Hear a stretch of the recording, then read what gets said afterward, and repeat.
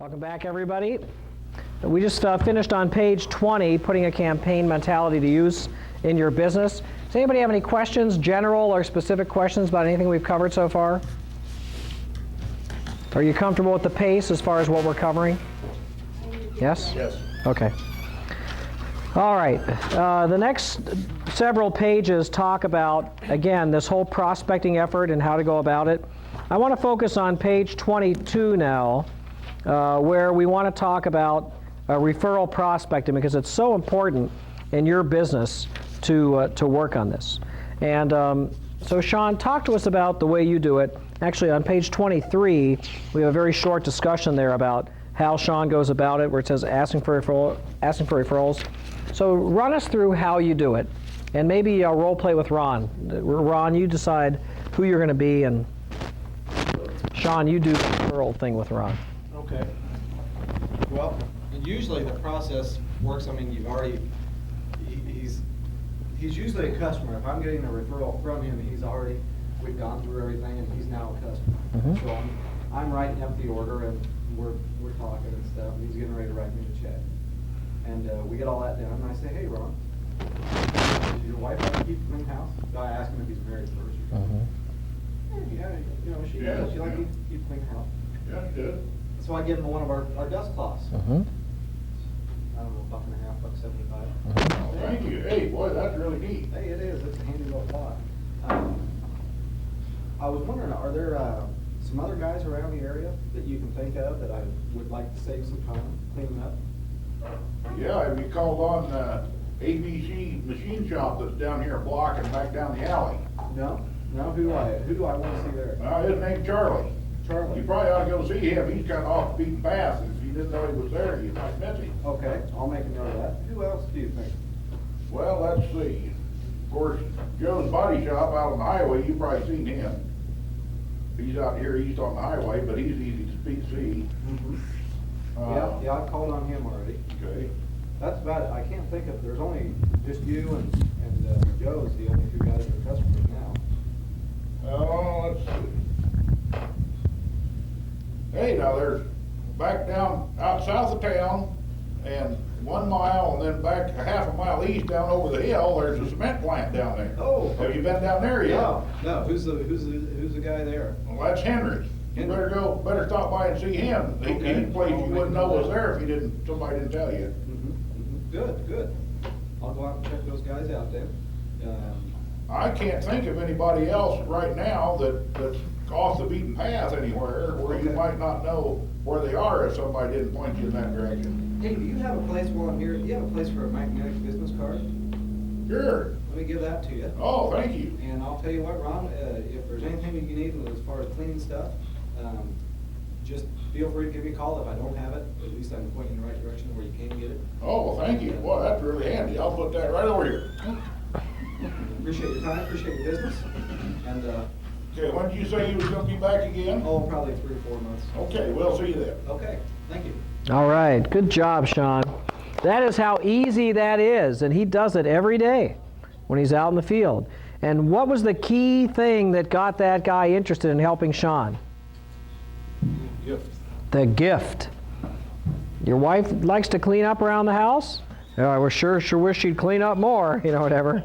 And then boom, you hand him a dust cloth, and then that opens him up. You do a favor first, and then you can ask for a favor. And what do those dust cloths cost you? $1.75? Is that what you? Doesn't cost that. Oh, okay. What's the cost on that, Jerry? Oh, it's in our list. Whatever. So they cost $1, right? Imagine, if you could ask that question and get 2 or 3 referrals for $1, that's 33 cents a referral. Yeah. It's pretty amazing. Okay, look at the next part of the page on page 23, finding more prospects. Sean, talk to us about what you do when you, it says eat at the local coffee shop, visit the local chamber, network the town. How do you go about doing that? $1.44. $1.44. That's profit. Well, I guess the main thing is we want to find out who does what and where. When I'm talking about networking in town, so if we go to town and we haven't ever been to the town, we don't have any real contacts there. I like to go to the coffee shop and just make friends with the waitress and find out what's going on around town. And I usually if I'm going to a coffee shop for the first time, I bring in a 105, just to show them that I have a catalog in my pocket and just have breakfast and talk to them and just see what's going on. Just say, hey, I'm Sean with Harper Brush. I wanted to stop in your coffee shop. Looks like a pretty busy place. I'm new to town, and I thought maybe you could help me. And they say, oh, what do you mean? What do you do? So I show them my little room and give them a song and dance and show them the catalog and say, hey, who in town would be good for me to go see?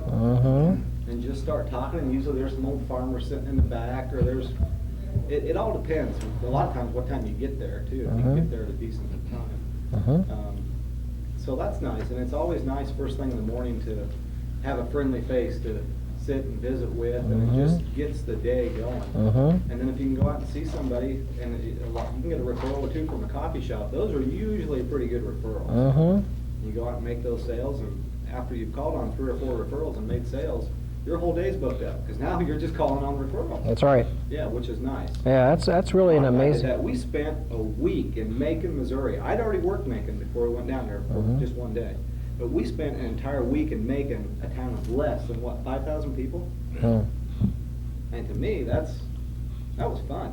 Yeah. We enjoyed it. Found some good restaurants, didn't we?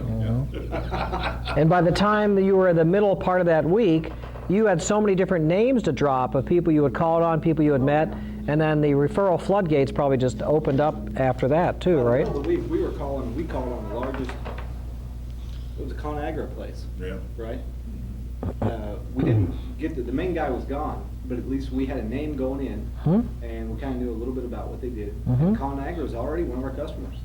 We sell to several ConAgra locations around the United States. We can, on your 1, 2, 3, we have that name recognition going on, and it was just a lot of fun. I did get in and talk to a gal there. Oh, you did? The guy that we was trying to see isn't there anymore. They shifted around again. Right. So, but I did get to talk to a gal that's kind of the head of that, and she didn't need anything the day I was there, but she did want the catalog, and kept the catalog, and wanted me to come back and see her next time I'm down there, so. Good. That's good. And it's all about planting those seeds. That's exactly right. Seeds and water it, fertilizer here and there. As long as the fertilizer don't get too deep. Yes. That's right. Well, we've got a broom for that also. That's right. It's either way. But for people that hate the cold call, Absolutely. that's the absolute way to take the pressure off. That's right. And have you ever had anybody resist you and say, "What, you carpetbagger coming all the way down from Fairfield? Get out of here"? No, never happens. People do ask about the college occasionally. Hey, it's Fairfield. I've heard about Fairfield. And a lot of people are really interested in what goes on in Fairfield. So a lot of times, that's been a lead-in. It really has been kind of cool. And then from the angle of the customer, occasionally a guy will be just so busy, I won't ask him for a referral. But usually, if you've taken the time to be with the person, it's just so natural. Hey, Jerry, who else should I go see while I'm in town? Man, he loves to tell you. Because it makes him feel good. He's helping you, you're helping him. And who doesn't want to have that kind of, I don't know what you'd call it, but it's a... Well, none of us like rejection. None of us like the word no. And if you can enhance your ability to get a yes, because after you introduce yourself, you can say, Joe said I should come in, or I was meeting with Ron, and Ron said you'd be a great guy to talk to. You're so much more likely to get a positive response. In fact, you're up to 25 times more likely to be able to close that sale than if you came in cold and they don't know who you are. Yep. There's an amazing power in the referral. In fact, it's so important that I want you to look at this section on page 23. Who else should I see today? And that scenario Sean just went through. Hey, Ron, thanks a lot for the order. By the way, you mentioned earlier you're married. Does your wife like to clean house? Here's a dust cloth. And then start asking him, who else should I be calling on? So I want you to role play that with each other. So you've got 6 people here at the table. So get into teams of 2. Practice being the person asking for the referral and the person being asked the referral. So you have a chance to be on both sides of it and do that. All of you do it over the next 2 or 3 minutes. So pair up and then work together in teams of 2 and go through this scenario. Okay, did you both have a chance to do it? Yes? Yes. All right, feel comfortable? Felt comfortable? Part of what you do at a place like this, when you're here for this week, is you hopefully learn some new ideas. Whether you've been in business 1 month or 10 years or 30 years, we're trying to somehow break some of the patterns and introduce new ideas to you. And the way this works, those of you that worked with me before have probably seen me do this exercise before, but everybody cross your arms, do this. That feels pretty normal, pretty regular, doesn't it? So now what I want you to do is cross your arms the other way. Put the hand that was on the top on the bottom, hand the bottom on the top.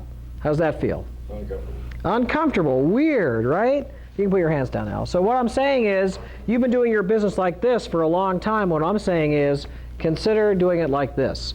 Consider being in that situation, having a nail brush and a dust cloth with you when the guy's writing the check, and then depending on whether he wants it for his personal use or it's for his wife, dusting or whatever, you would say, here, I want you to have this gift, and then while he's in that great frame of mood, you say, can you help me out? Can you do me a favor? I'm kind of new to this town, looking for some more business. Who else should I be talking to?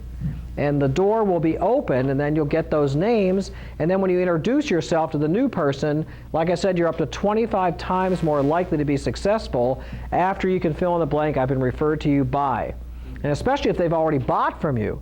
I was just over at the body shop, and he bought a bunch of stuff, and he said that you'd be the great next person for me to call. And because some people are like, I want to say lemmings, that's not what I mean. Most people are not leaders, they're followers. So they say, well, heck, if Sean bought it, that must have been a good decision, so now I'm more predisposed to buy because Sean already bought from you. Well, a good example of that too, Polly that works up in the front office. I just asked her one day, I said, hey, Polly, who do you know around town that might do some stuff? And she said, well, my boyfriend out here at the wastewater treatment plant said nobody from Harper has ever come by. He's been there, I don't know how many years. And I said, oh, what's his name? She said, Dan. I said, well, next week, Al Howard will be here, and Al and I are going to work around Fairfield, and we'll go see Dan. She said, what day? And I said, Wednesday. She said, make sure it's in the morning, because he's at a meeting in the afternoon. So we cruised out there about 9 o'clock, and he was at City Hall, but the maintenance dude, John, was there, and Shelley, and they came out, and they started saying this, and this. He'll be here anytime. We're telling him we need it. That's that. So he came in there shaking his head. He just came back from a budget meeting. Man, this bid wasn't going to happen. Right. He ended up buying $225 worth of stuff. And we got referrals. Right. That whole thing looked like it was staged. Well, It really did. He paid somebody. yeah, that's right. But we almost got lost going there because we really didn't know where it was. Right. It was a mile out of town. And that was just because, and that would have never happened if I would have, I mean, he was waiting for us to get there. He was She came, expecting us to and the do gal that. that Sean talked to, Polly in our office, she came to me this morning and said that her fiance or whatever said, he wants you to know that Sean and the other gentleman came by, and they did just a splendid job. We were so pleased with the products that they got, and the knowledge that they had. They said they throw half the people out because they don't know anything. They come in there with an arrogant attitude. So we love doing business with them. There you go. Yeah. And this is right in our backyard. That's right. It's the same place where our children fell over. Yeah. Oh, They want to make sure we don't sue. into the wastewater. Don't send him back, our attorneys are worried. Oh, that's pretty funny. I was walking toward I guess back to the office, yeah. right? And a handful of brushes and everything. And out of they had this big concrete slab sitting out on the ground and like a sidewalk out of nowhere, it was just sitting there. And I'm talking to this guy, got my arms full, and I'm not paying attention. I reached my foot up, it didn't clear. I went over, it looked like a tree. Oh, no. Deck, yeah. You're okay, though. Yeah, I've called 15 attorneys already. Ah, there you go. I got some That's right. serious injuries. The new owner of Harper Brush, Al from Florida. Concrete company. I mean, I know you got to move along. No, we got plenty of time. Different twist to, and we want to sell brooms and brushes and squeegees, but we could never figure out when I first went to work and was selling Chryslers, how this one salesman, we'd see the used car that they'd bring in, and we'd look at it and say, man, well, can't wait to get, I think I got 2 or 3 people to buy that baby. It would never show up on the lot. And so, this went on for like a month. Where's these cars at? So I got to visit with the owner, and he said, it's simple. He said, when his customers come in to buy a brand new car, before they leave, he says to them, "Does anybody in your neighborhood or any of your relatives ever mention anything about if you ever get rid of that car, that, you know, they'd kind of be interested in it?" They'd say, "Well, yeah, John or Mary, they did say that once." Boom, he called John and Mary. That used car was sold the same day that they got the new one. And that never hit the lot. Yeah. But all referrals. So he got 2 sales off every car. Yeah, isn't that amazing? Yeah. That is, Yeah. It's just an amazing, it's what makes the world go around, is that whole referral approach to life. It's networking at a fine level, and it works in business. Think about it this way. If you needed a new roof on your house, would you just pick up the yellow pages under roofing and start calling? No way. A roofing, A roofing, A roofing, A roofing? Heck no, you wouldn't just allow one of those people to come into your house and put on a new roof. You'd say, what? You'd ask people. Do you know any good roofers? Who do you have your roof replaced? And now you're going to go proactively seek out those people that came to you by referrals. It's what makes life go round.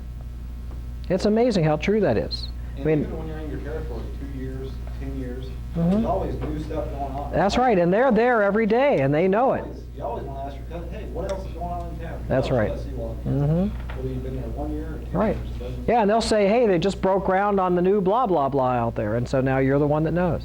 It's just an amazingly powerful technique. Yes, Ron? Talking about breaking ground, Yes.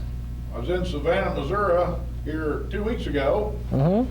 and I'd been going up and down the highway, and there was a pickup truck sitting in front of this, looked like a Quickie Lube place. It wasn't open yet. And I stopped in there, nobody home. So I goes by, and later in the day, it's 5 o'clock, and I'm getting ready to come back to Fairfield, and there's 2 pickup trucks sitting there. Aha, he's there. I whiz in there, no sign up or anything yet. The guy that's building the place is there, and I talked to him a minute.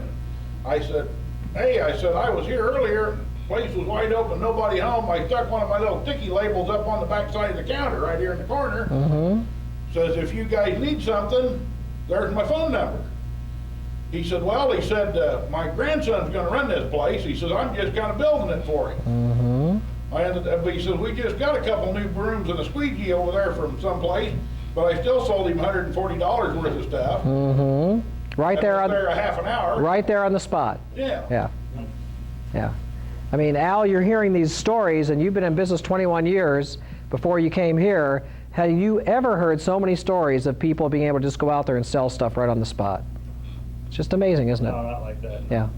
And you've witnessed it. It's just an amazing.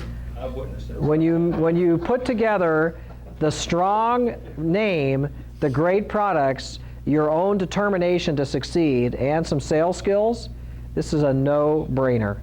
Anybody can do this. Okay. That's. Dad used to say that a Harper brush is the only product he ever seen that sold itself. Yeah, which is okay, right? Like Woody Allen said, you just got to show up, and just keep showing up.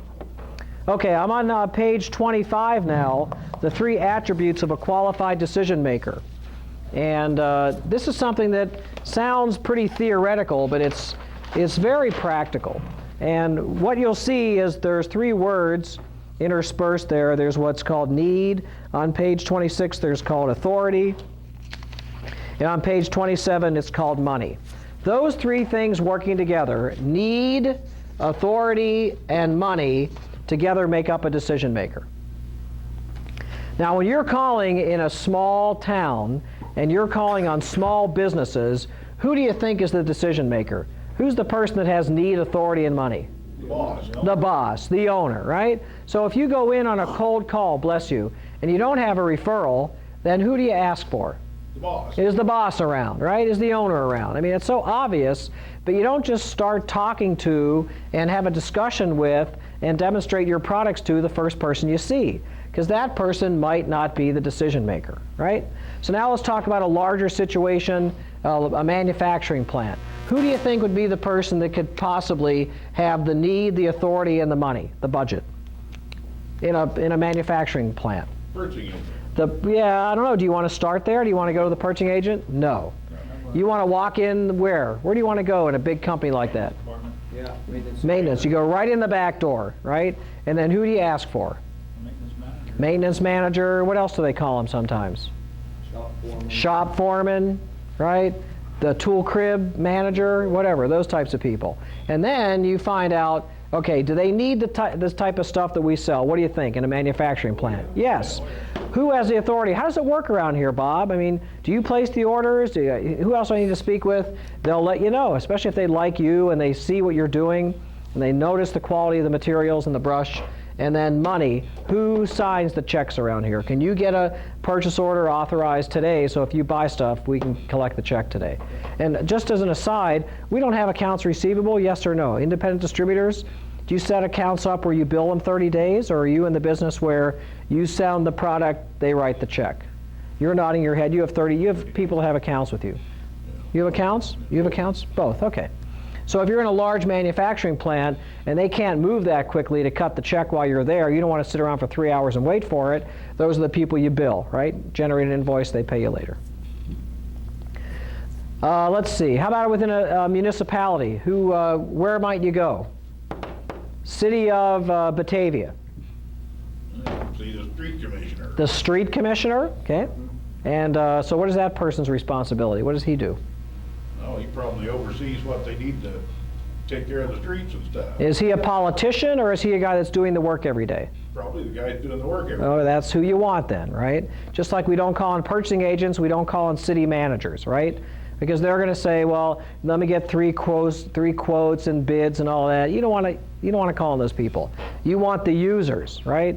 So the streets commissioner, you go out and you see him, he has the need, right? He sees what you're doing and how you move the debris around. Does he have the authority to say yes? Generally, yes. Does he have access to the money? Does he have a budget? Yes. So what I'm getting at is all you need to think of when you're making initial calls is who are those people, either individually or collectively, that can bring me these three attributes. And if you only have two, if you have need and authority but the person doesn't have the money, you need to ask that person, where do you need to go to get this check authorized? Or if they have the money and the need but no authority, then you need to say, well, who has to sign off on this? Right? So you're always looking for that combination. In small business, that's generally vested in one person. But the larger the enterprise is, or the more decentralized they are, the more people get involved in this process. Don't go calling on purchasing agents. Don't go calling on politicians. Don't go calling on administrators. You want the person that when you can put the product in their hand, they can see the benefit. Okay? Now there's one other thing I want to talk about, and I think it's on page 27. Nope, it's 28, I think. We're getting there.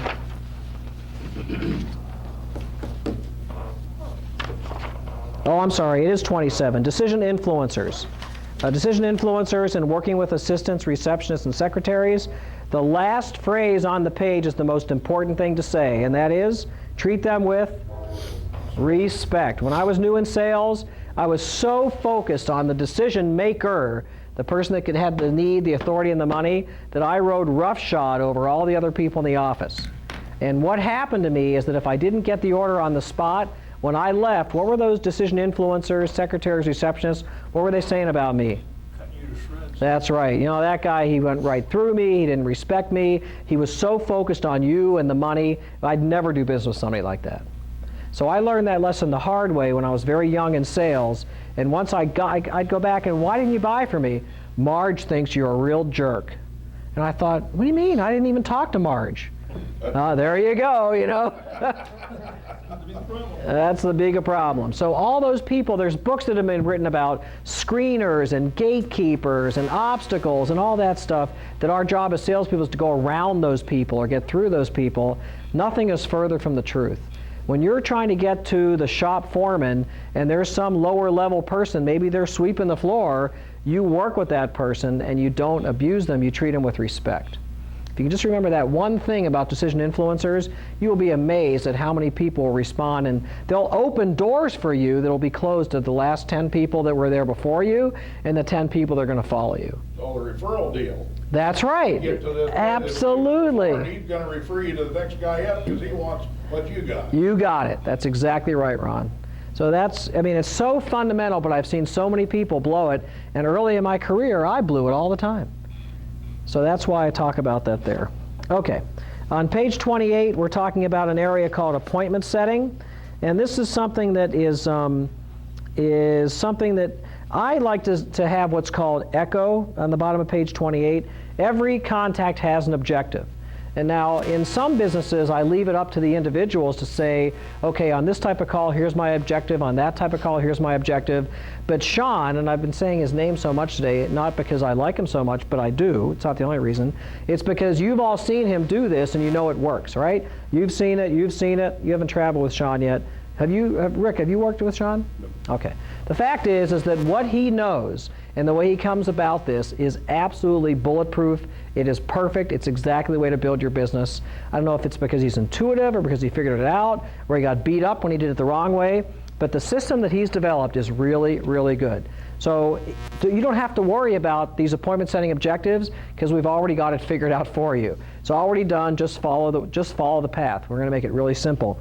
The reason I put this in here is just kind of the background. There's 4 things you do generally. You introduce yourself and your company. You get their attention with a general benefit statement. You eliminate reflex resistance, not interested, no time, no money, whatever it is. And then you get the firm appointment. Is this a good time for you? Can I show you some things? But we're going to make it real, real simple. And if you look at page 30, Sean's going to talk to us about the sales funnel and how you go about getting from the initial approach, whether it's a cold call or a warm call or referral, to the end of the sales funnel. So Sean, explain this to us and talk to us about what this diagram is and all that. Okay. Well, to me, what we're looking at is more of a gravity well. Mm-hmm. And what I mean is there's an opening where whatever it is we're buying. I mean, I don't care if it's cars or groceries or anything like that. There's always an easy, painless decision. It's the first decision. It's the opening into your gravity well. Does that make sense? It's kind of like, well, do I want to go to Hy-Vee or do I want to go to Easter? Right. What Sean's talking about is a series of decisions that kind of go like this. Actually, it'd be like a well, wouldn't it, Sean? Okay. That's what he's talking about. Yeah. And the first decision they're going to make is, what's the first thing? You mentioned it yourself, Hy-Vee or Econo Foods.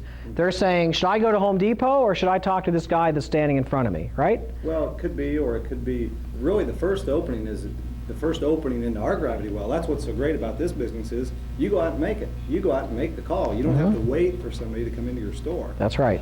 So the first opening really is us. We can go drive to the body shop.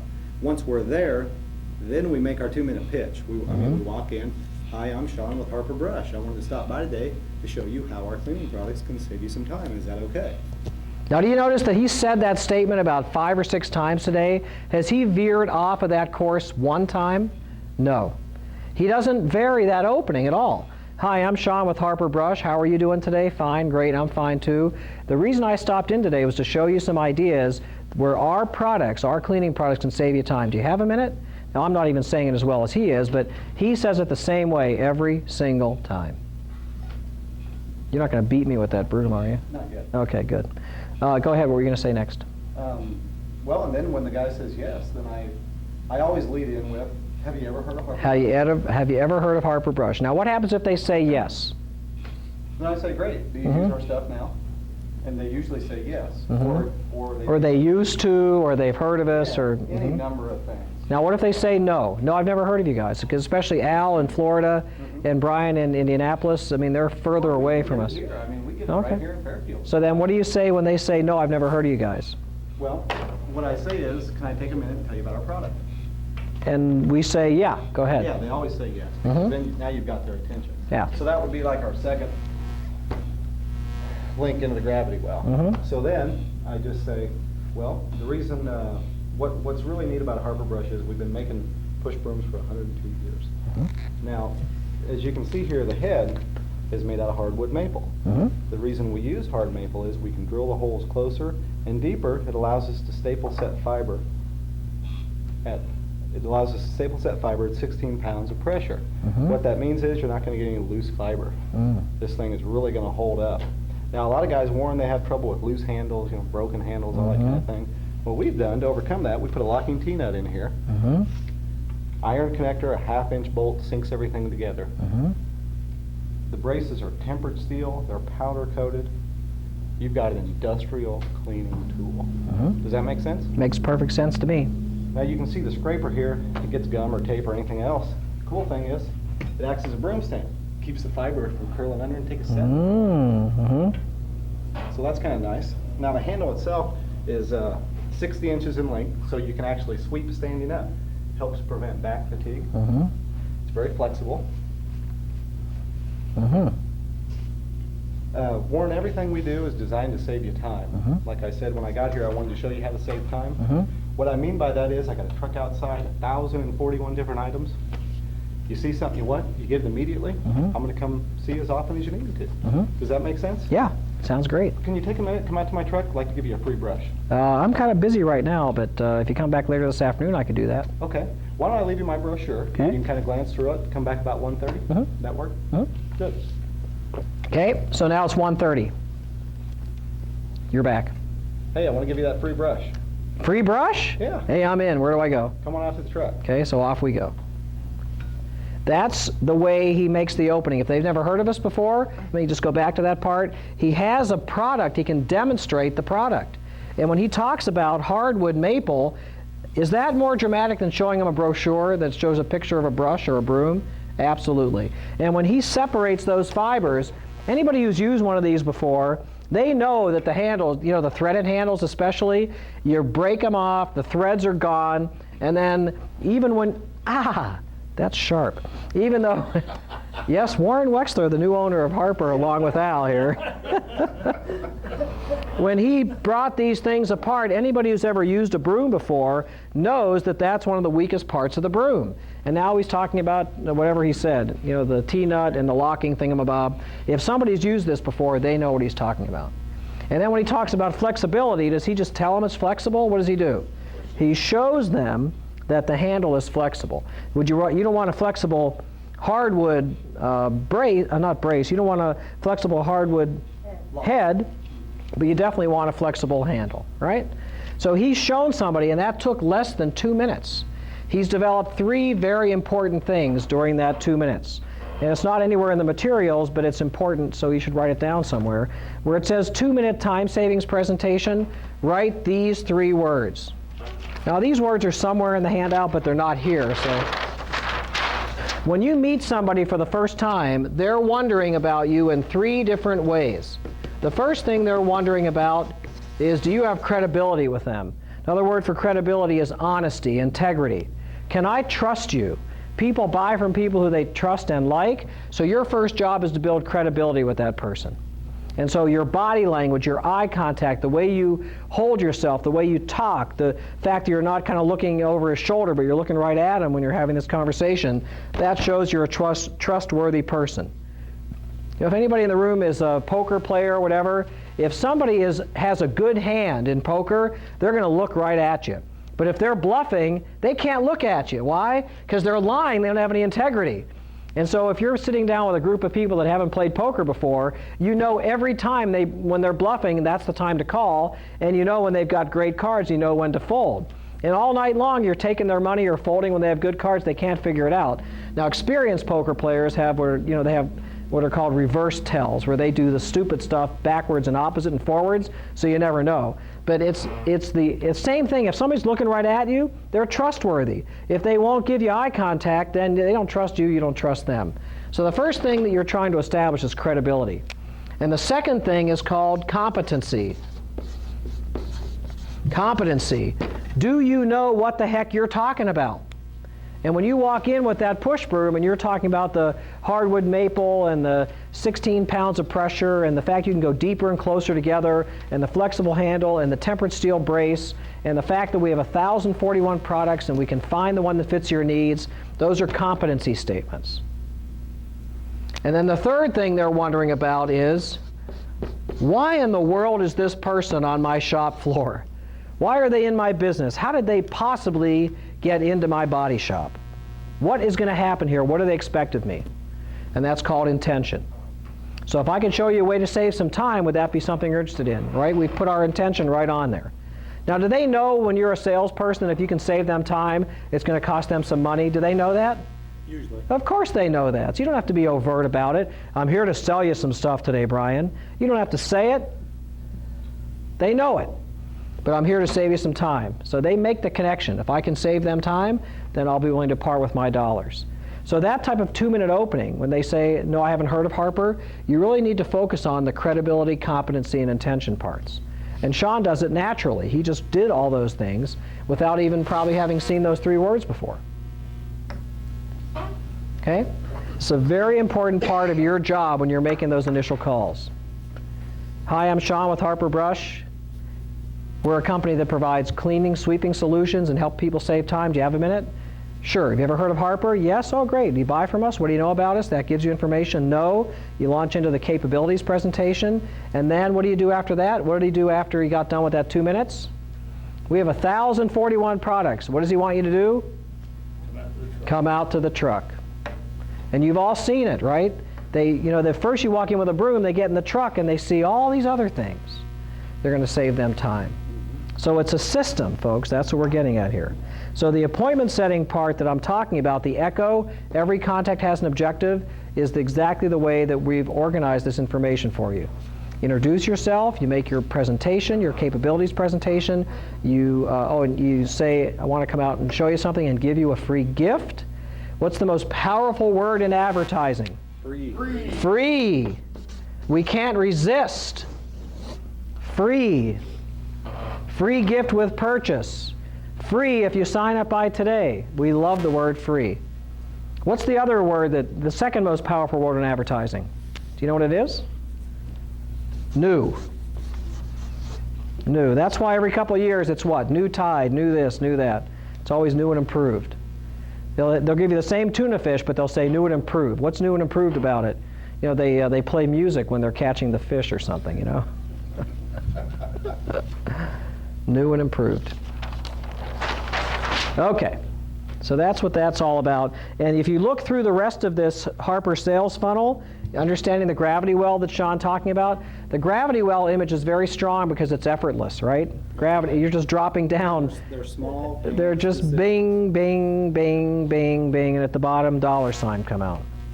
But it's the 2-minute overview, the offer to come to the truck, receive the brush, demo the products, time savings, reiteration. My job is to help you save time. I'm going to come back as often as you need me. Purchase, give them a catalog, ask for referrals, deliver loyal service. So if you can come back to one thing that you learned during this one day when you were here, circle page 30, because that Harper sales funnel is the exact thing that you ought to be doing in the field every day. Okay? Okay. Notice how the next page, it's all laid out there for you.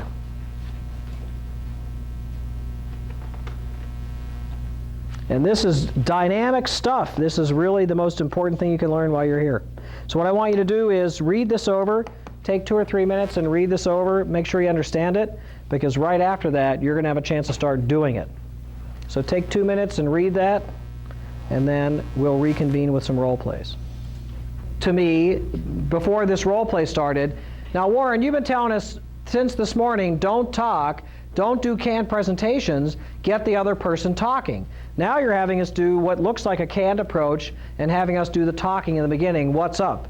Which is the real story? And the answer is, they're both the right story. It's what I call the 2-minute drill paradox. There are very few paradoxes in sales. This is one of them. You have to get the other person talking, but the other person is thinking, who is this person? Do they know what they're talking about, and what's their intention? So when you approach someone, after you get into the, hi, I'm Sean with Harper Brush. My company represents sweeping products that can help save you time. Do you have a few minutes? Can we talk? Yes. You ever heard of Harper Brush? No. Then you say, give me about 2 minutes to kind of tell you the Harper story and what we stand for. Then I want to spend the rest of the time talking about you and what your needs are. And that gives you permission to spend that 2 minutes. And the reason that you have to keep it to 2 is because you want to get the other person talking, but you want to set the stage by explaining the quality of the product. And that's why it's a paradox, Rick. That's how it works together. Okay? So it's really not it's only a canned approach while you're learning it. Once you understand the steps, it becomes what I call a planned approach, which is back to ECHO, every contact has an objective, and you lead people where you want them to go based on the manner in which you do your process. So that's a great point. I'm really happy you mentioned it. Okay, so switch partners and get back into new roles with new people. I'm driving sharpboard now, yesterday.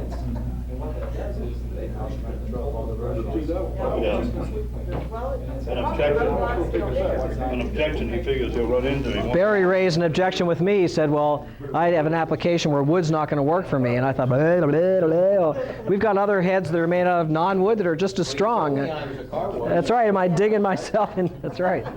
A truck wash, right. Except they'll mess it up and get another.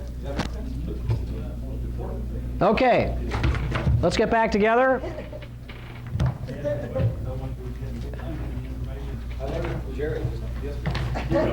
Now, those of us who are new at this, by the way, Kelly and I made a sales call on Barry, and he raised an objection I couldn't handle. I was talking about the quality of our hardwood maple, and I had told him earlier he was a truck wash. And I'm talking about the hardwood maple head. And he said, well, that wood would get all, wet and all that. We need a different head. Okay, Barry. Well, but you handled it well. You said, thank you. We can go out and look. We can go out and look, right. We got the answer. We have the answer. We have different heads and different cleaning surfaces. Okay, those of us who are new. Rick, you're relatively new, right? 3 years or less. Did you feel more comfortable the third time you did it than the first time? Probably. I mean, I've done it before. So. Right, okay. But, I mean, How about Al? Yes, okay. And using this established way of going about it, and I really want to make sure that that we all understand the point that Rick made. Warren, is this a canned approach? No, it's not a canned approach. It's a capabilities presentation. We're setting the stage for later when the guy says, I'll take one, how much is it? And we say it's $41, right? We eliminate the price objection from before because we've gone through the hardwood maple head, the way the bristles are set in closer together, deeper, the bracketing system we use to have longevity, the fact you get 2 brooms for the price of 1 because you can switch it over to the other side, the flexibility of the handle, all those types of things come together to justify the amount of money we're going to ask that person to spend, that it's a value proposition. And that's why it's okay to spend up to 2 minutes doing the talking before you start asking about what type of cleaning problems they'd be having. You're going to add on to that, Sean? Yeah, and the whole thing is, you don't even get to do the talking unless you first walk into the place and you can get his attention. Yeah. Because there's so many different salespeople, we all ran into it. They come in, they just immediately, they think that they can tell you something, or telemarketers or whatever. Mm-hmm. But when you walk in, and you immediately, when you walk in with a product, especially this baby, Mm-hmm. you surprise the guy. I mean, right off the bat, you get so many different comments in this room. And now it's kind of almost like an icebreaker, really. Yeah, that's right. And then that's when you say, hey, I'm here with Harper Brush, wanted to show you how our stuff can save you some time. Mm-hmm. Do you have it? So again, does that kind of refine more, Rick, of Yeah. what you said? It's Yeah. kind of, it is a pitch, but yet we're also trying to explain why people do some of the things they do. Mm-hmm. Yeah. It's a planned approach versus a canned approach. The other thing I'll mention, usually I talk about this when I do a part of this program, which is called Features and Benefits, that we're going to talk about in a few minutes, when we talk about presentation skills. The idea behind this came from one of my customers in Minneapolis. The company is called Harman Glass. And Harman Glass is the company that, in addition to making auto glass, they're the largest manufacturer in the world of what they call curtain glass, which is on the outsides of buildings. So when you see these 80 and 60 and 70-story buildings or long glass warehouses, they manufacture to spec all the glass that goes into those office buildings. Anyway, they have a large sales force between captive salespeople and reps. They have several hundred salespeople that cover the whole world.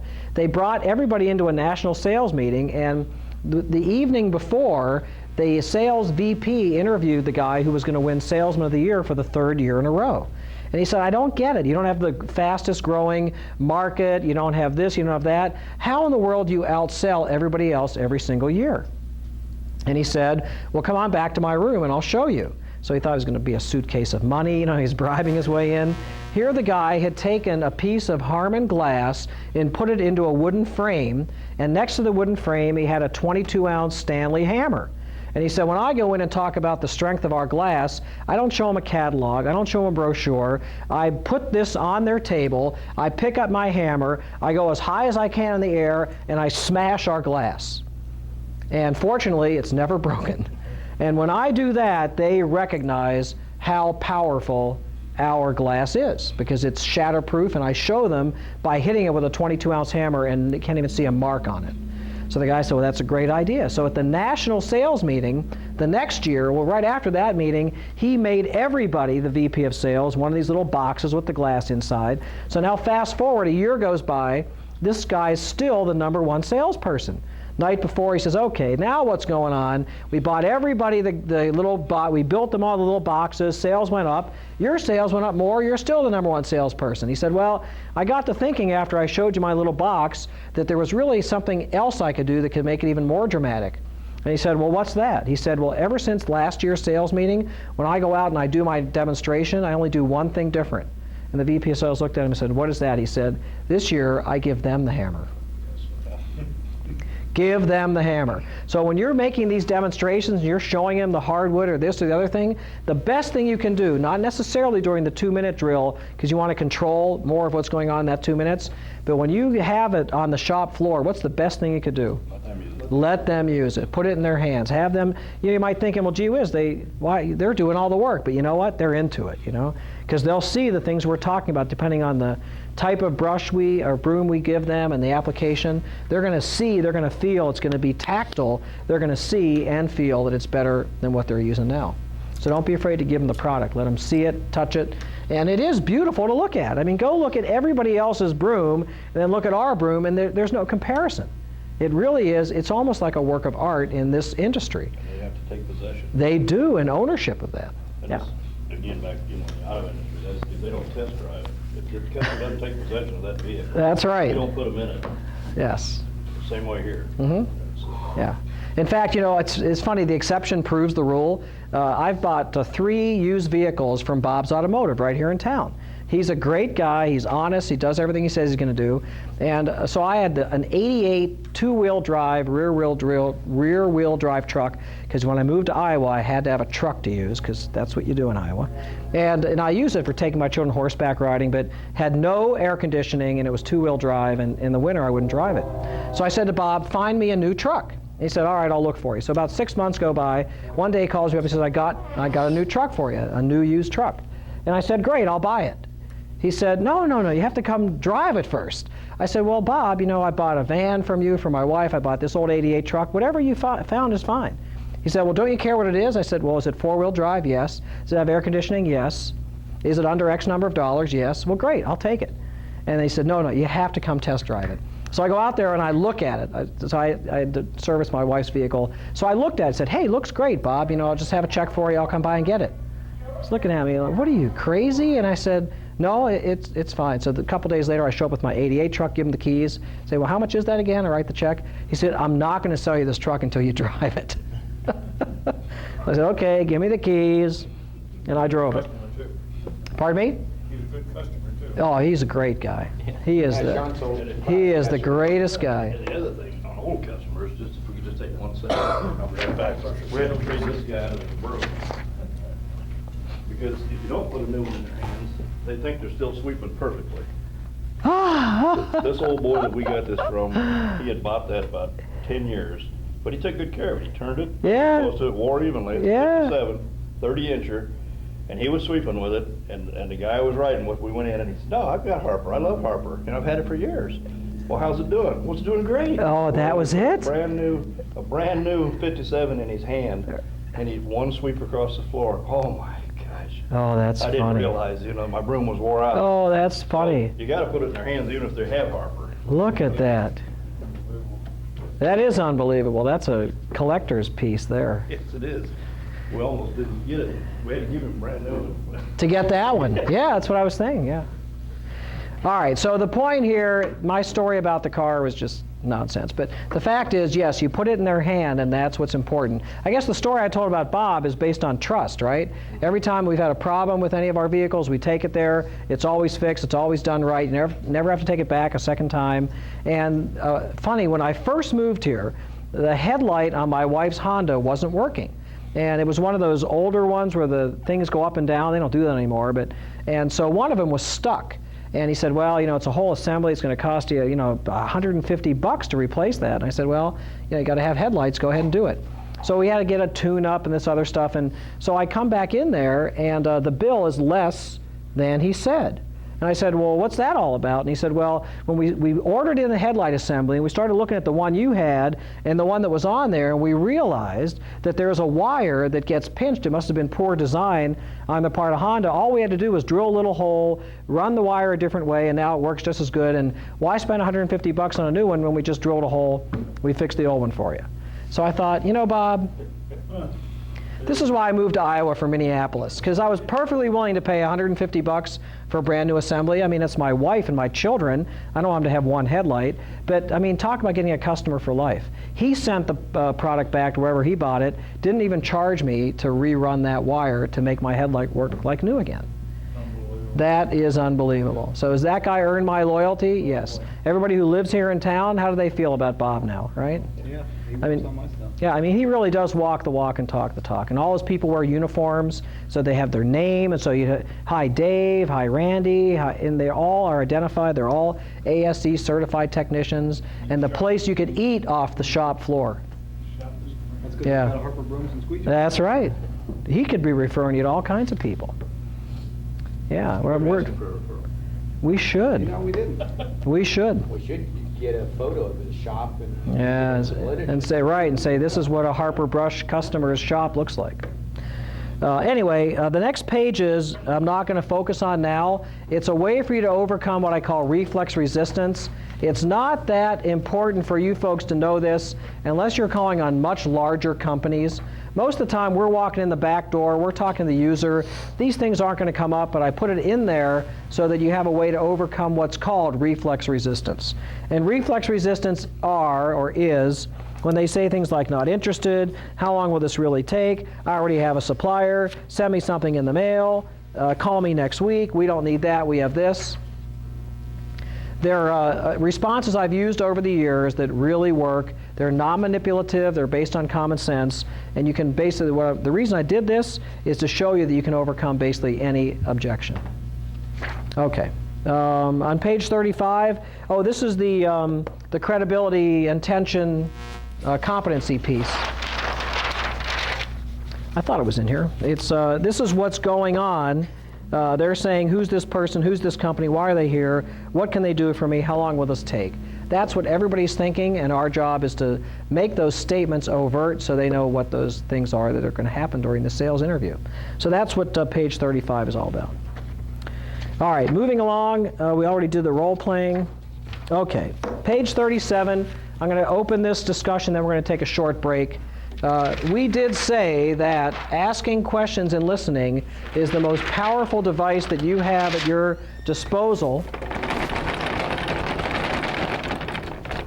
to be successful in sales. And it's another one of those myths about selling. People think that selling is telling. We've already said it a couple times. Selling is asking questions and listening.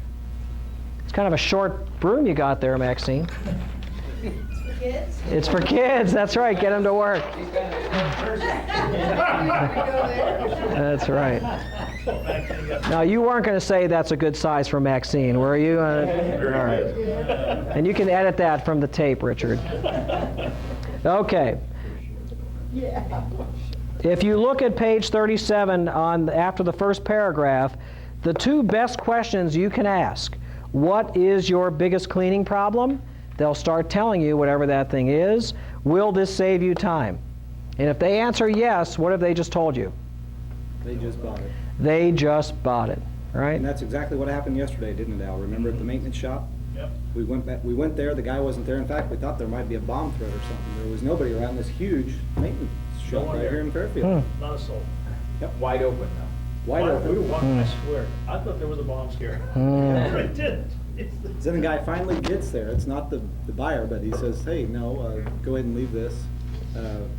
He came out from the truck and we gave him a catalog and a brush. And then we came back, maybe an hour later? Yep. Yep.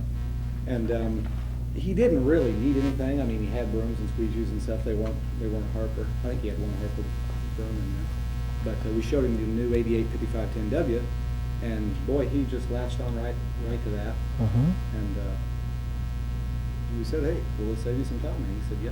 Because I really didn't think he was gonna buy anything, did you, Al? No, I think that my personal thing, the reason why he bought in the first place was you gave him that sample. Mm-hmm. I think he just really felt like what Jesus got was so nice, I gotta do something, I'm not getting out of my pocket. Mhm.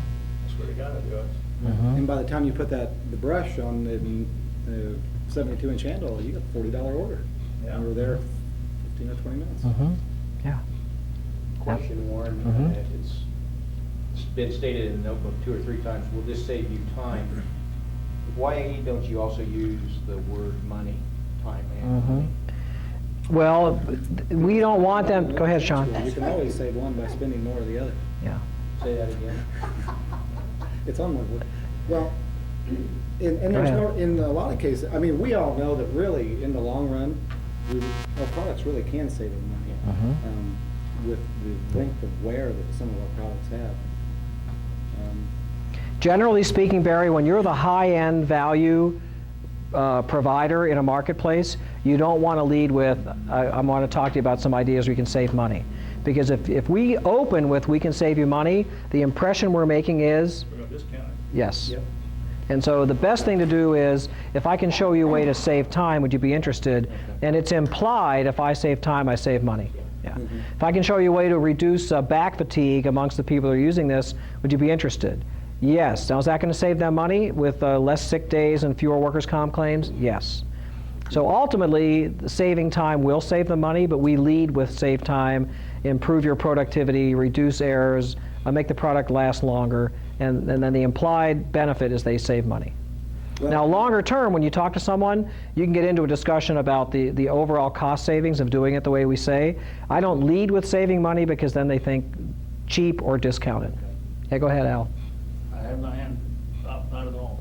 And Oh, how Yeah, I many- wasn't thinking in terms of discount, but I can see Right. why most people That, probably would. right, so from a sales perspective, we know they're going to save money, but we don't make those words come out of our mouth because they think cheap. Or they think bid and quote. Oh, here's what I'm getting now. What's your price on that? And those of you that come from the commodity type business, you know that that's a brutal way to do business. Because if you win it on price, then you lose it on price. Because somebody's always willing to go a little bit lower, or do it a different way. And if we're in the, we do have a very strong value proposition. Save time, 1,041 products, good stuff when you need it, in the truck, fulfill the order today, be back 3 or 4 months, service the products for you. This is so much different than anybody else in the way they're going to market that the cost savings are implied, not overt. It's a good question, though. And another reason, Barry, time and money are interchangeable. Yeah, You can I agree with that. Yeah, yeah. Always save one by spending more of the other. And how many price objections did we get yesterday, Al? See now. 0. Mm-hmm. And Ron was, when Ron was doing his pitch, when we were role playing, Yeah. he said, man, he said, I hardly ever get price objection. He said, people, I put it together, bring it in, then they say, oh, how much do I owe you? It's just hardly, right? Yeah, Yeah. most of the time, well, you always get a few out there. Right. but Greatest percentage of the time, they're not too crazy about how much is it unless it's a little one-man shop that you know he's conscious of stuff. Yeah. But Or you just happen to hit the guy or the person or the woman, cover all 3 bases, when they just so happened yesterday to be in the True Value store and they were just looking at push brooms. They saw a $9 True Value of the month on the rack, and then it was 24 inches. It looked like it had Palmyra or whatever, and then they look at ours and we're saying 40 something, and then they say, "Now wait a minute here, are you the kind of guy that comes through town, loads me up, and I never see you again?" Well, no. Here's why it's $40. But those price objections, I think, are going to be few.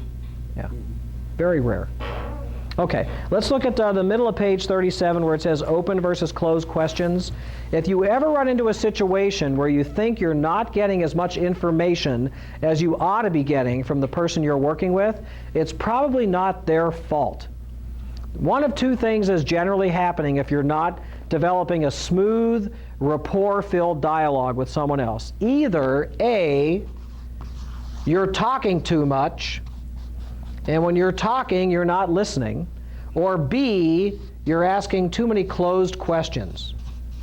And you can see by definition, closed questions, do you, are you, will you, those are questions that can be answered with one word or another. Yes, no, yes, no. Are you having any cleaning problems? No. Well, now where do you go with that? You have nowhere to go. If you say, tell me about some of the problems you're having, that's open-ended. It gets the other person to talk more about what they need. So, like I said, there's two things that happen. Either we're talking too much, which is salesperson's illness number one, diarrhea of the mouth, talk, talk, talk, talk, talk, talk, talk, or we're not qualified question askers. We don't ask the right kinds of questions. If you look on the left side of the page, those are the better questions: who, what, when, where, why, how, tell me about. And the other side of the page, stay away from those unless you want to limit discussion. Let me show you how powerful an exercise this can be in the real world by doing a classroom exercise that demonstrates how powerful this is. So I'm going to show you what you're going to do. I'll do it on the board. You can do it at your seats. You write down two unrelated English nouns, very simple, unrelated English nouns. So broom and, tree is related to broom. Broom and cup. Okay? So everybody write down two very easy English words, nouns, on a piece of paper only they can see them. And then what I'm going to do is I'm going to show you how you can use open-ended questions, not talk a lot, and lead people anywhere you want to take them as long as you understand what questions to ask. So this is an exercise in not talking but listening, in not closed but open, and you can lead people anywhere you want as long as you know what questions to ask. So let's say I'm playing this game with Jerry. So Jerry, if I were playing this game with you, you ignore your words, you just be you. So, and you'll have to presume that you didn't see my words. So I say, Jerry, what type of broom is that over there with the gold all over it? Yeah, well, let's see, 7224. Yeah, and why is it gold as opposed to the other ones that are all the brackets are different? That was an anniversary broom that we built for our 100th anniversary, and they went out to just a select few people. And Oh. we'll use later on to give to people to achieve some higher goals. Oh, okay. So now notice how I'm asking open-ended questions. He's telling me all this great information. Now my job, if we were playing this for real, would be to keep asking him other questions. Oh, really? What else did you do for that 100th year anniversary? We did this, we did that, and we gave away cups. I say, aha, I got you to say my second word. So what you do is you lead people through questions to go from your first word to your second word. And when you use the first word in a sentence just to get the thing going, and then you win the game when they say your second word in response to a question. So here's the way you cheat playing the same game. Jerry, what kind of broom is that over there? 7424. Okay. What's that thing called you drink out of? It's not a glass. You have one in front of you? Cup. Ah, there you go. I got you to say my second word. That's called manipulation, right? So what I want you to do is see the power of when you come with a point of view, you can lead people from, hi, I'm Sean with Harper Brush. I've got some sweeping products that can save you time. Do you have a minute? To, hey, great, thanks a lot for the order. Who else do you know? That's a way of leading people with the right questions. And if you talk less and listen more, if you use open-ended questions and you lead them, it's a great way to understand how to be a better salesperson. So what I want you to do is get back into your teams of two, decide who's going to be asking the questions and who's going to be listening. So for example, Rick, if you're going to start, you use your first word in an open-ended question. Jerry, you don't look at your words, you just play along, you be yourself. I'll give you a minute and a half to see if you can get the other person to say your second word. Then I'll say stop, then you'll switch roles and do it again. One final comment, it only works about half the time. Why? Because you're starting with such outrageously unrelated words. But you'll see that if you ask good questions, you can lead people to potentially say your second word, okay? So you're a team of two, you're a team of two, you're a team of two, you're a team of... Now, are we supposed to see the first word, or is he supposed to? No, whatever your first word is, that's your first word. Ask him a question open-ended using that first word. Okay. And then keep asking questions until he says that word. Okay. Cut it off. You know what we're doing, Brian? Barry asked a good question. How does it apply in a sales situation? Well, the answer is this exercise doesn't apply in a sales situation. If you're trying to get somebody from food to airplane or from ball to whatever your second word was. Game. Oh, okay. Can I use game? Yeah, that's all right. How many people, by the way, were successful, got the other person to say their second word? Raise your hands. Oh, that's interesting. Usually, like I said, it's half or less. All right, the reason we do this, there's three reasons. One, did you notice you got more accomplished when you used open as opposed to closed questions? Did you all notice that? Did you also notice that you had to listen more and talk less because you weren't going to get them to say your second word by talking? You had to listen. Ask questions and listen. Did you also notice how you could lead them from where you are to where you want to go by asking great questions?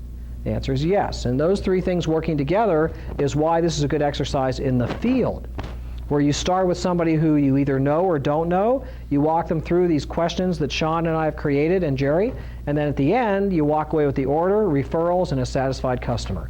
All based on not talking, but leading people through this planned process, or as Sean calls it, the gravity well. It's all based on getting to the next step by asking good questions. Okay. Question? Oh, I'm sorry, go ahead. It's just when Rick and I were talking, that's in the ideal world that we've kind of painted here, that you get to talk to the guy with the money, the decision maker, immediately. This exercise, when you go in front of the receptionist, and you have to do this in order to get, you have to ask questions, and you have to get her to answer. That's and get her right. to talk, because I want to know who I'm going to have to see. That's right. I'm going to buy that broom. That's right. Give you the name of that person. That's So yeah. This exercise is great for when you're not talking to the decision maker. That's a great point, Jerry. You go in, and your first job is to lead with questions to find out who the right person is. Yeah. And you don't do that by talking. You do that by asking questions and listening. Yeah, great idea. Okay, we've got 10 after 2. I'm going to try and have you out of here by 4 o'clock. Is that going to work for those of you that want to travel long distance? 3:30? 4 o'clock for sure. So let's take, instead of a 15-minute break, let's take a 10-minute break this time. So I've got 10 after 2. Please come back at 20 after 2 by the official clock. Benefits. All right. This is something that sounds so fundamental that a lot of sales people like me, sales trainers in the field, don't even do features and benefits anymore. They say it's passé, everybody knows features and benefits, and you shouldn't teach that way anymore. To which I say, balderdash. Because what happens in the real world, and I've seen it happen hundreds and hundreds of times, we go out in the field and we speak to our customers in terms of features. Definition of a feature is what it is or what it does. So that's on page 40. A feature is what a product or service is or what a product or service does. Underneath the features and benefits of a Harper broom, there's that next line says a feature is or does. A benefit is what the feature means to the client and why it's important. So many times we go out and we're trying, and do people buy benefits or features? Benefit. They buy benefits, but unfortunately what we do is we go out and we only talk about features. So for example, we'll say our heads are made out of what? The block is made out of? Hard maple. And so if I'm the customer and I'm measuring you by benefit, by the way, you know if something's a benefit, if they say, so what? It's not a benefit. So this is made out of hard maple. If I'm the buyer, what do I say? So what? I want to know what it means to me. So why is hard maple important to me if I'm using this broom or I'm buying this broom? Why is that important to me? Won't warp. It won't warp. Is that a feature or a benefit? Benefit. It's a benefit? It's a feature. It's hardwood, right. It won't warp. So what? What does that mean to me? That means we can drill the holes closer and deeper, which is still a benefit. That's right. I mean, it's a feature. We drill them closer and deeper, so when we staple set fiber in there, we staple set just the right amount, one sweep, it's clean. There you go. Now there's the benefit. The benefit is, pardon me? And the fiber don't. The fiber, which means over time what? It's going to save you Money. That's right. You're going to be able to use this broom for a lot longer than the ones that are using cheap wood, because when we staple set these deep and close together, clean sweep, one pass gets most of the debris. That's a benefit. And then it's going to last longer. That's a benefit. So what I'm saying is when we talk about features, it's up to us to make the corresponding benefit statement, and when we don't do it, we make the buyer work way too hard. Now they can usually jump to their own conclusions about why that's important, but why make them work so hard? That's the point. We want to be overt, we want to be upfront and explain to people what it means to them. In fact, we can even go so far as saying, what this means to you is, this is important because, where we point out those benefits to the person we're offering the product to. So let's talk about the fact that we use this one doesn't have it, because, it does have it, thank you. We use a T-nut to secure the handle to the base? Feature or benefit? Feature, Feature. So what? What does that mean to me? which means no more loose and broken handles. No more loose and broken handles. So what can I say so what to that? I want to pile it up in the other corner with all the other broken brooms and handles. Right? So the T-nut is important. If I use soft, cheap wood, could I secure with a T-nut? Could I? No. It wouldn't accept that, that technology that makes the T-nut so effective. Okay, then we talked about the bracket. Tempered steel. Feature or benefit? Feature, Feature. So what? Tempered steel. What does that mean to me? Stronger. Stronger. Okay, feature or benefit? feature, Feature. Why do I care? Tempered steel, it's stronger. The person using the broom, why do they care? Lasts longer. Lasts longer. What else? More durable. More durable. What else? Keep you from breaking the handle. That's right. So I can apply, if I had a brace like this, or a bracket, can't I apply a lot more force when I'm pushing? Isn't that what that bracket does, right? So you can move more stuff more quickly because of the way we've designed these brackets. Now what else? Back up, though. Pardon me? You need to back up, Back up. because you said when there's a bunch of brooms and handles, broken handles over in the corner, said that won't happen with ours, Yeah. because we can sell you just handles or just heads. Ah, there we go. Perfect. See? That's another great benefit, right? That's a feature. We can sell you heads, braces, brackets, whatever you need individually, which is going to make those brooms over in the corner never happen with us, because even if they do have a breakdown because somebody misuses them, we can still come back and we can refurbish it. We can repair, we can service those brooms. which saves you money. Which saves you absolutely money, time, no hassles, less breakage, less shrinkage of your own inventory, all that type of stuff. And reduces your overall budget for cleaning and maintenance. Okay, so what else have we talked about? What about the fact that we can reverse this? Feature or benefit? Feature, What's the benefit? 2 brooms for the price of 1. There it is. 2 brooms for the price of 1. What's the most powerful word in advertising? Free. Free. So if you say 2 brooms for the price of 1, I like that, right? And now what if somebody else comes in and they have a bracket that helps them reverse the broom, and they say you can reverse the bracket. They came in after you. What does the customer say? In their mind, what do they say? So what? So what? Why? Harper has that. So the first one to claim the benefit owns the benefit. Everybody else is me too. So we want to speak in terms of benefits. The Harper salesman's going to come in and do it for them. Yes, that's right. I mean, I'm just saying if somebody else had a reversible bracket and they said that later on, then they would be a me too. Okay, one more thing, the handle. What about the handle? What do you call it? What kind of wood do you call it? Hardwood. No, he calls it something else. Well, it's ramen We're wood. going to have changes to technology. Oh, okay. Ramen wood. It's Got my attention when he told me that. What's the key? What about this handle? How is it different? It's 1 1/8 versus 15/16. And why? So what? helps prevent carpal tunnel. Less fatigue, right? Keep your people doing what they're supposed to be doing with sweeping. They don't get their hands all messed up from having a narrow pole, right? And what else? It's 60 inches in length. So what? Prevents back fatigue. Right, what does it mean? It means you can get a full sweep without having to bend down. Think about how many times you've seen your people going around like this, these 48-inch handles, right? That's what we have at 60. And notice how it's flexible compared to the hardwood that's on the block. This is flexible. This one's flexible. Why is that? So what? What's the benefit of having a flexible handle? Won't break. Won't break. You put the power where you need it, right? And this absorbs the rest of the tension. So it makes it into a... Shock, too. Pardon me? Absorb road shock. It absorbs road shock. There you go. And that is, it's like having a shock absorber on your broom. See, that's a great analogy. People can relate to driving a car. Yeah. Okay. Guy invented the shock absorber on it. He did? Yep. Did he come to us and want us to manufacture When it? he designed it and had it at the Houseware Show 2 years ago and got new product feature award. And, Wild. he signed the non-disclosure agreement this week, and he's going to send us some samples. Excellent. That's very cool. I mean, when the people came out with shock absorbers for dirt motorcycles, people thought that's the most stupid thing I've ever heard of.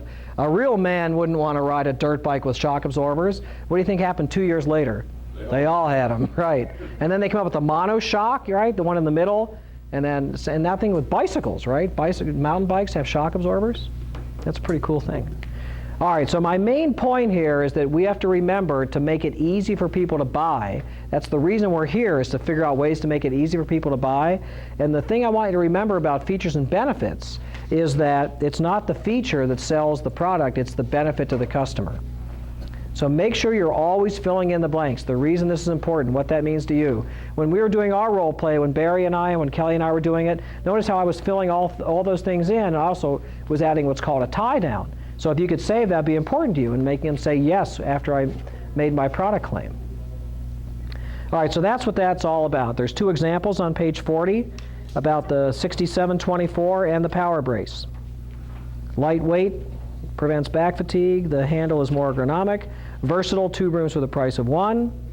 And hardwood, no loose fiber holes, are closer and deeper. Okay? All right, the next page, on page 41, we get involved in what's called a SWOT analysis. And because when I asked you the question, who are your competitors, you don't have any, so to speak, because you are that unique, we're not going to really focus on the competitor. We're going to focus on us. So if you turn to page 43, there's a form that says SWOT, strength, weakness, opportunity, threat. So all I want to do now is focus on, and if you ever do this, if a competitor comes into your marketplace and you're nervous about what's going to happen, what you do is a SWOT analysis, and when it comes to your competitor, you focus all your energy over here.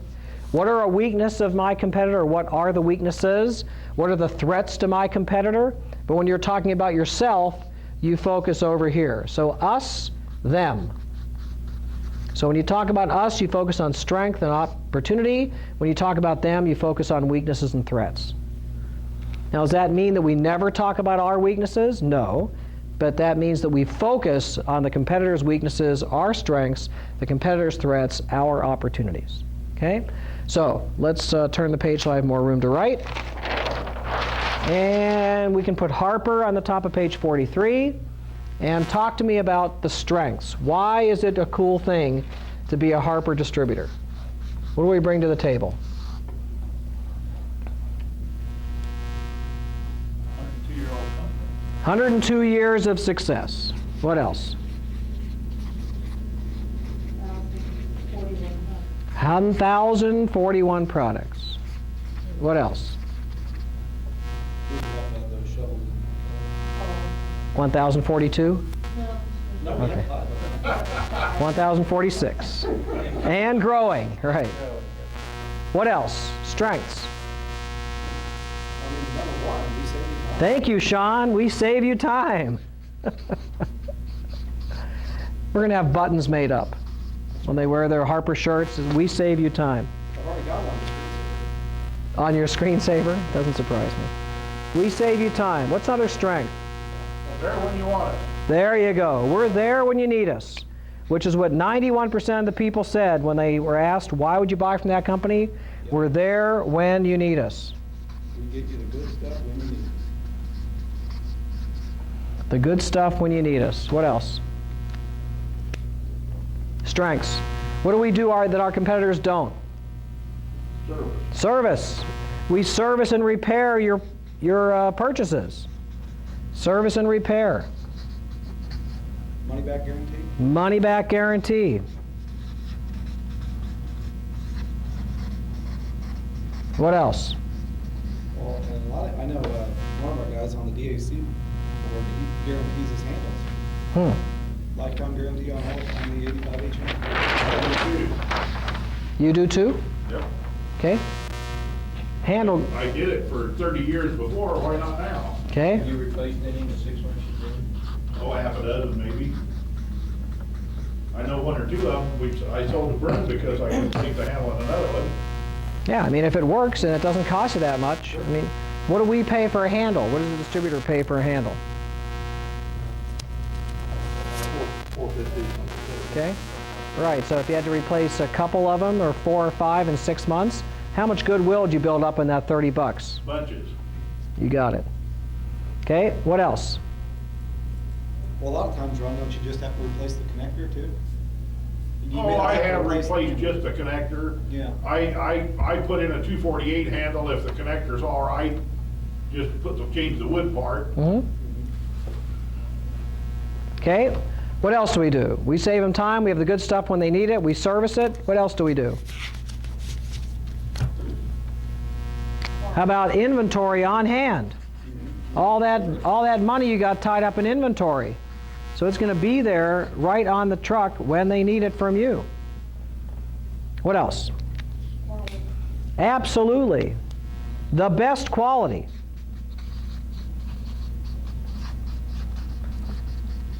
What else? What differentiates you individually? Happy. You're happy people. We're fun to work with. We're fun to work with. We're independent business people. We stand behind what we sell. What about the knowledge you have? Right? For most of us, a broom's a broom, but you go in there and you know exactly what broom to have us use. So you are absolutely steeped in knowledge. You have incredible product knowledge. Okay, some examples. So the reason I mention these is that anytime you're faced with competition, just focus on the right side of the page, look at their weaknesses. When you think about yourself, think about your strengths. So many people, especially salespeople, when they think about what's going on in their world, they could have made 10 great sales calls and one lousy sales call, and when they get in the coffee room and they're talking to each other, what do they talk about? The lousy one. That's right. Isn't it amazing? So we all tend to do that. I don't know what it is, and maybe it's an insecurity thing, or I don't know, maybe it's, I can top that story, I've got a better horror story than you do, or something. But the fact is that we have a tremendously more chits or more scores on the strength side than we do on the weakness side. And don't ask me why we all do this. We tend to focus on the things where we're weak instead of where we're strong. So what I'm saying is you go with your strength, you go with what's called your fastball. What's your strikeout pitch? What's the thing that differentiates you? Focus on your strengths. A lot of companies get in trouble because they try and compete where they're weak. They see a Home Depot coming in and they say, oh, I better have low prices on everything. And that's not the way you compete with Home Depot. You compete with Home Depot on value and service and depth of product and breadth of product and knowledgeable people and extended hours and better warranties and service and repair. I do a lot of work with contractor supply companies, and they need to sell a DeWalt a reciprocating saw that sells for $99 at Home Depot, and their cost on that tool is $103. So now what? Should they go sell it all of them at $99 and make it up on volume? Doesn't work, does it? So they got to get some kind of margin. About the best they can do in most marketplaces, maybe $119, $122. So they need to sell a $20 price point, a 20% difference in price. And they don't do that by saying, we're like Home Depot. They show all the areas they're different. What happens if you have a reciprocating saw and it breaks? What happens when you take it back to Home Depot? Do they fix it on site? No. You buy it from us, we'll fix it on site.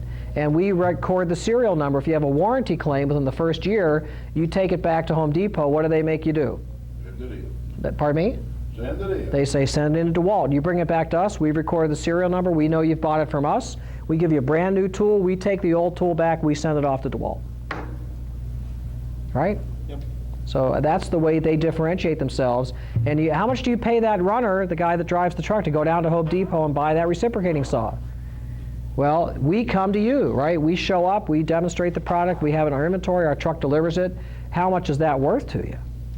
So those are the ways you compete. You have to focus on your strengths. You don't try and be a me too and compete where you're weak. It's a recipe for disaster. That's why you don't see us selling $6 push brooms to compete with the the $6 push brooms that are out there. We'd be killing ourselves. We couldn't make them that cheap. All right. Now, presentation and demonstration.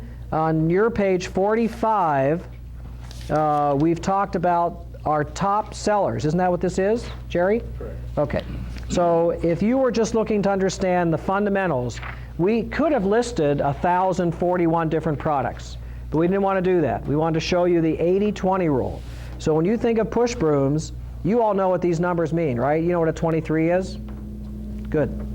and a 51 and a 25 and a 57. That's 1, 2, 3, 4, 5, 6, 7, 8, 9, 10 different heads. How many different heads do we manufacture? Several hundred? Yeah? So what we want to do is focus on the main sellers, which handles go with them, which braces go with them, and which scrapers fit it. Ron, show your little handout thing again, that little thing in your pocket. Right? He's got it down to a science. This head, this, that, along with prices. And this is the same thing, it's just in a quick 2-page format for you. And so that's the way you look at this. And these categories match up with the categories we talked about in the first tab. The 13 different categories are matched up here. So it's another thing that Jerry and Sean have put together to help you get grounded in the products. Those of you who are new, this is a great tool. If you're more experienced, it's just a reminder of which ones are our best sellers. And at the top of page 45, to be the company he thinks of first and feels the best about whenever he needs a cleaning product, that's a quote Sean Fry. And that's what we're trying to position ourselves to be. The company he thinks about first, we get the first call, and we get more calls than our competitors because he thinks about us in terms of cleaning products.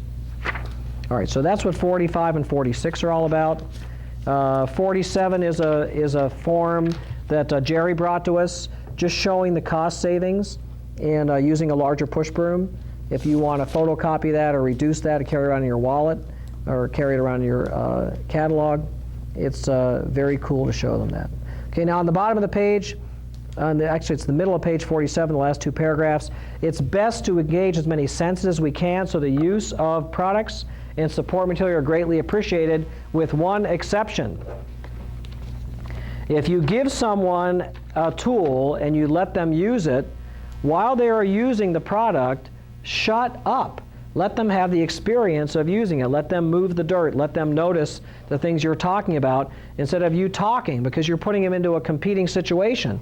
They don't know whether to listen to you or do what they're supposed to be doing. Even more dramatic is what we do all the time. We walk in, we hand somebody a brochure, and we say, one of our most popular sellers in your situation is the, my wife keeps telling me I need glasses. I need longer arms.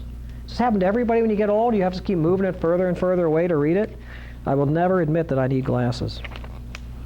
Okay. Really, you can't see it at all. Well, then I'll, okay. So one of our most popular products is the number 74 Super Sweep. So Al, notice how it has this, that, and the other thing.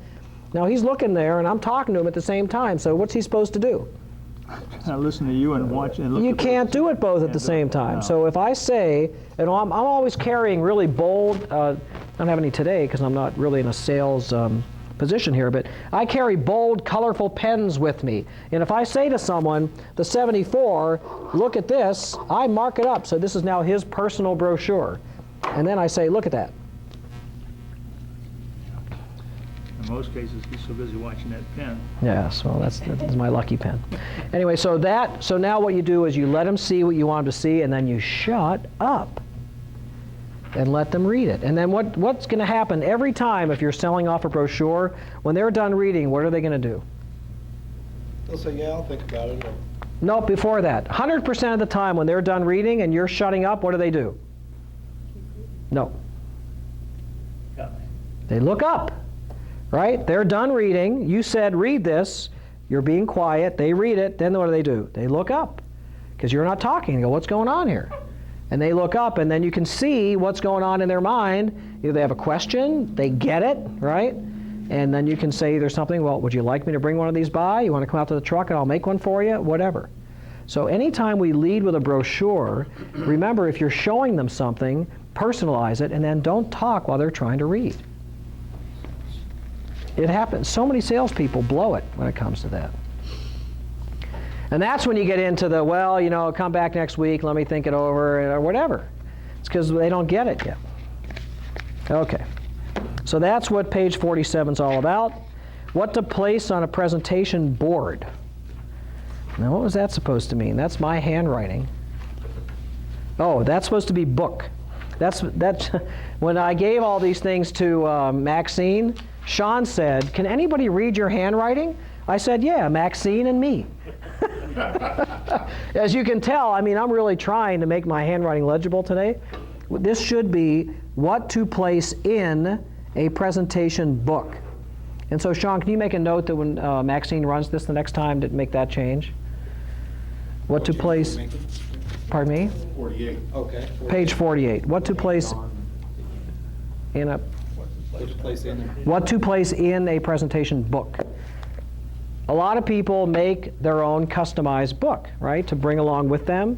And if they have pictures of the products in action, or if they've got catalog or sell sheets or specials or the cross-referencing materials that Ron has shown us, you can put these in a laminated presentation book and take it along with you. That's all I'm saying. And that's a great way, if you don't have all the products and you don't have a van with you, then this becomes your van, a smaller version of your van. Obviously, the best thing to do is get them where? Out to the vehicle. So I don't want you to use this for a crutch. I'm just saying that if you're in the situation where they can't come out to the vehicle, or you don't have the vehicle with you, you can fall back to a presentation book. And what's inside here should be, the company history, the strengths and weaknesses, or the strengths part of it, I should say, and any visual materials you have, and catalog, sell sheets, flyers, specials, those types of things. So that's what that's all about. Okay.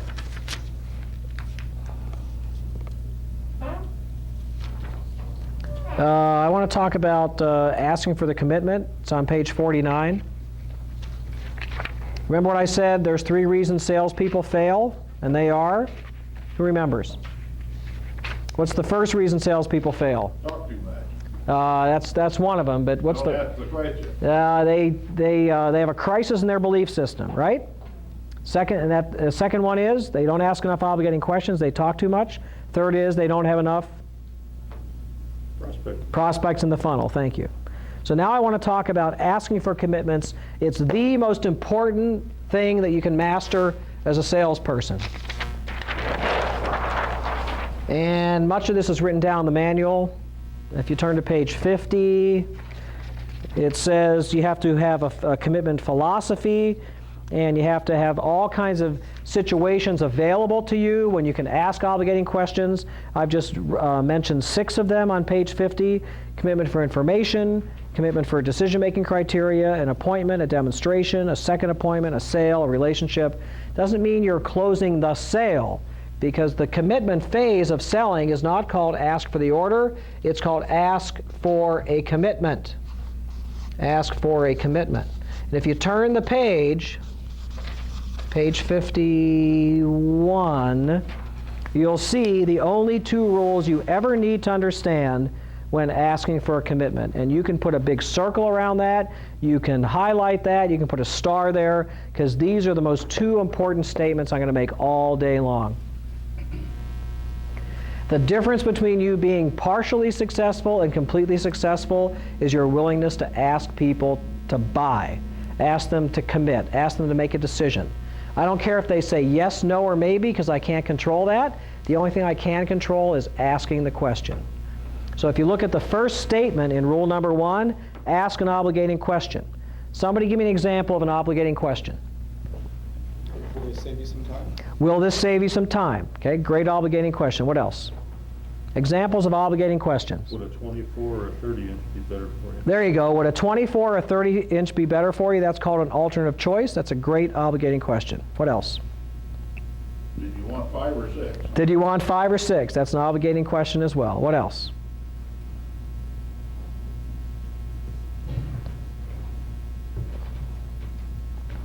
Al, give me an example of an obligating question.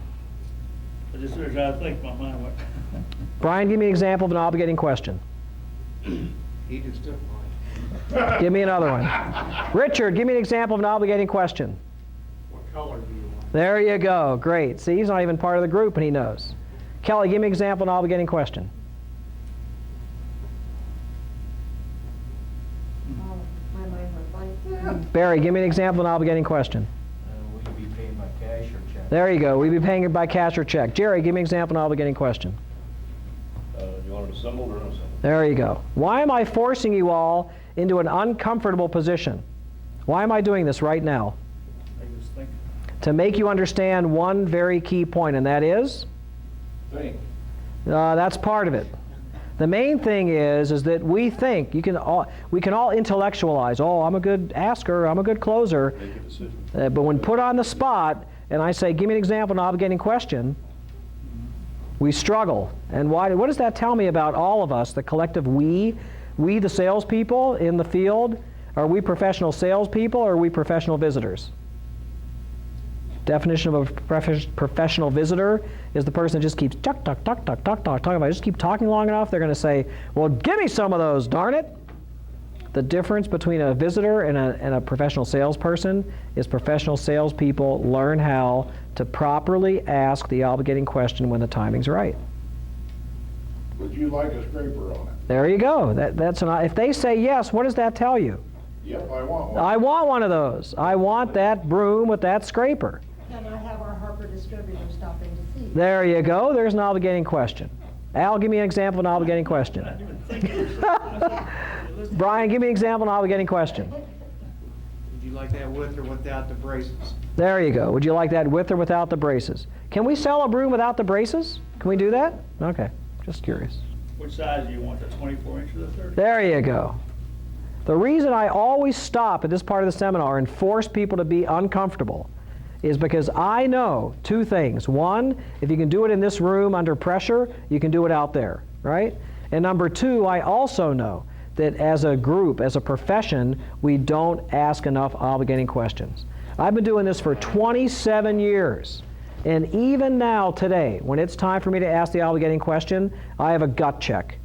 When I was sitting in this room with Jerry and Sean and Maxine and Barry, and we were talking and all that, there was a point where I had to say, where are we going? Are you comfortable based on what I've showed you today? Are you ready to move forward? And they had to say yes or no or maybe or whatever.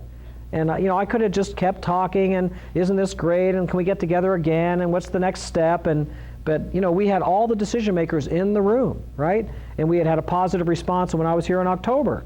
And I believe so much in what I do. I believe in your company. I hoped I knew I was the right strategy, the right decision. So then it was okay for me to ask that type of question. And that's all I'm asking you to do, is be willing to ask obligating questions. Now, who pioneered in the modern era the greatest example of asking obligating questions? It was McDonald's. You'd go into McDonald's and you'd say, give me a hamburger, and what would they always say to you? Fries. Well, you want fries with that. Obligating question. It's also a great example of add-on selling, but and if you said no, did they go back in the back of the restaurant and cry their eyes out? Oh, they didn't buy fries. I'm never going to ask that question again. Did you want something to drink? And then they'd say, what do you want to drink? And now what do they say? You go into McDonald's, now what do they say? You want it? Yeah, now they've got two versions, right? They've got super size and gigantic size or something. What is it called? They supersize it. They got regular. A medium or super size? Yeah, that's right. So it's all example. They're asking obligating questions. You can't go in and order a plain hamburger. That's also true. And notice the margin see, their margin is in the soft drinks and the French fries. Yeah. Because all the other things, the burgers and the fish sandwiches and the chicken, that's all labor intensive. Cook it, assemble it, bake it, do all this type of stuff. Fries, throw them in a French fryer. They just, they're making hundreds of percent margin on fries, and they're making 1,000% on beverages. It costs them about 2 to 3 cents per serving of Coke. And what do they charge you? What is it, $1.09, $1.19, $89, $9, $1.19? So now you say, a value meal. How many of us go in there, we add it up? I'm saving 25 cents. Give me the value meal. Well, they just doubled their profits. Maybe they quintupled their profits by saving you 25%. Smart marketing people. Whether you eat there or not, that's not the issue. They are marketing geniuses. Okay, so ask an obligating question. That's rule number 1. The next 2 words are the most important 2 words you can learn all day today. And by the way, I greatly appreciate the fact that now you had to come here, right? That's okay, but you still drove 7-8 hours to get here, right? 15 hours to get here. Make it Batavia, Ohio or something, right? And from West Des Moines, I really appreciate the fact that you're investing a whole day of your life here. You could be doing other things, you could be getting ready for Good Friday, whatever, but you're here, and I appreciate that. The main thing I want you to know is that those 2 words, be quiet, those are probably the 2 most important things I'm going to say all day long.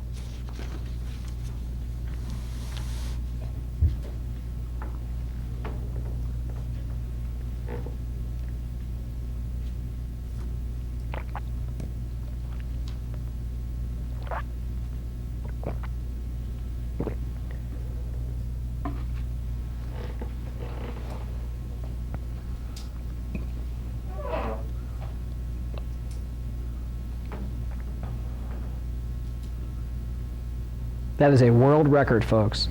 I've been doing this program since 1987. That's the first time I got to 20 before someone said something or giggled or whatever. You folks are good. You gonna tell the story about, About your the longest way? Yes, I will in a moment. Here's what's going on. You ask an obligating question. Again, somebody give me an example of an obligating question. Can our Harper distributor come in to see you? So you're making calls on behalf of Al, right? So aren't you happy, Al, that Kelly knows how to ask obligating questions? You betcha, right? Here's what's going on. Here's what's happening. The person to whom you're asking the question is at equilibrium. Okay, Kelly's making calls into wherever, Bradenton, Florida. Kelly calls them on the phone. They're having a nice conversation. Here's where they were. They were at equilibrium before Kelly called. Kelly starts probing, asking questions, talking, listening, and it becomes obvious that she wants you to go in there and visit, right? So she says, can I make an appointment for our representative Al to come down and see you?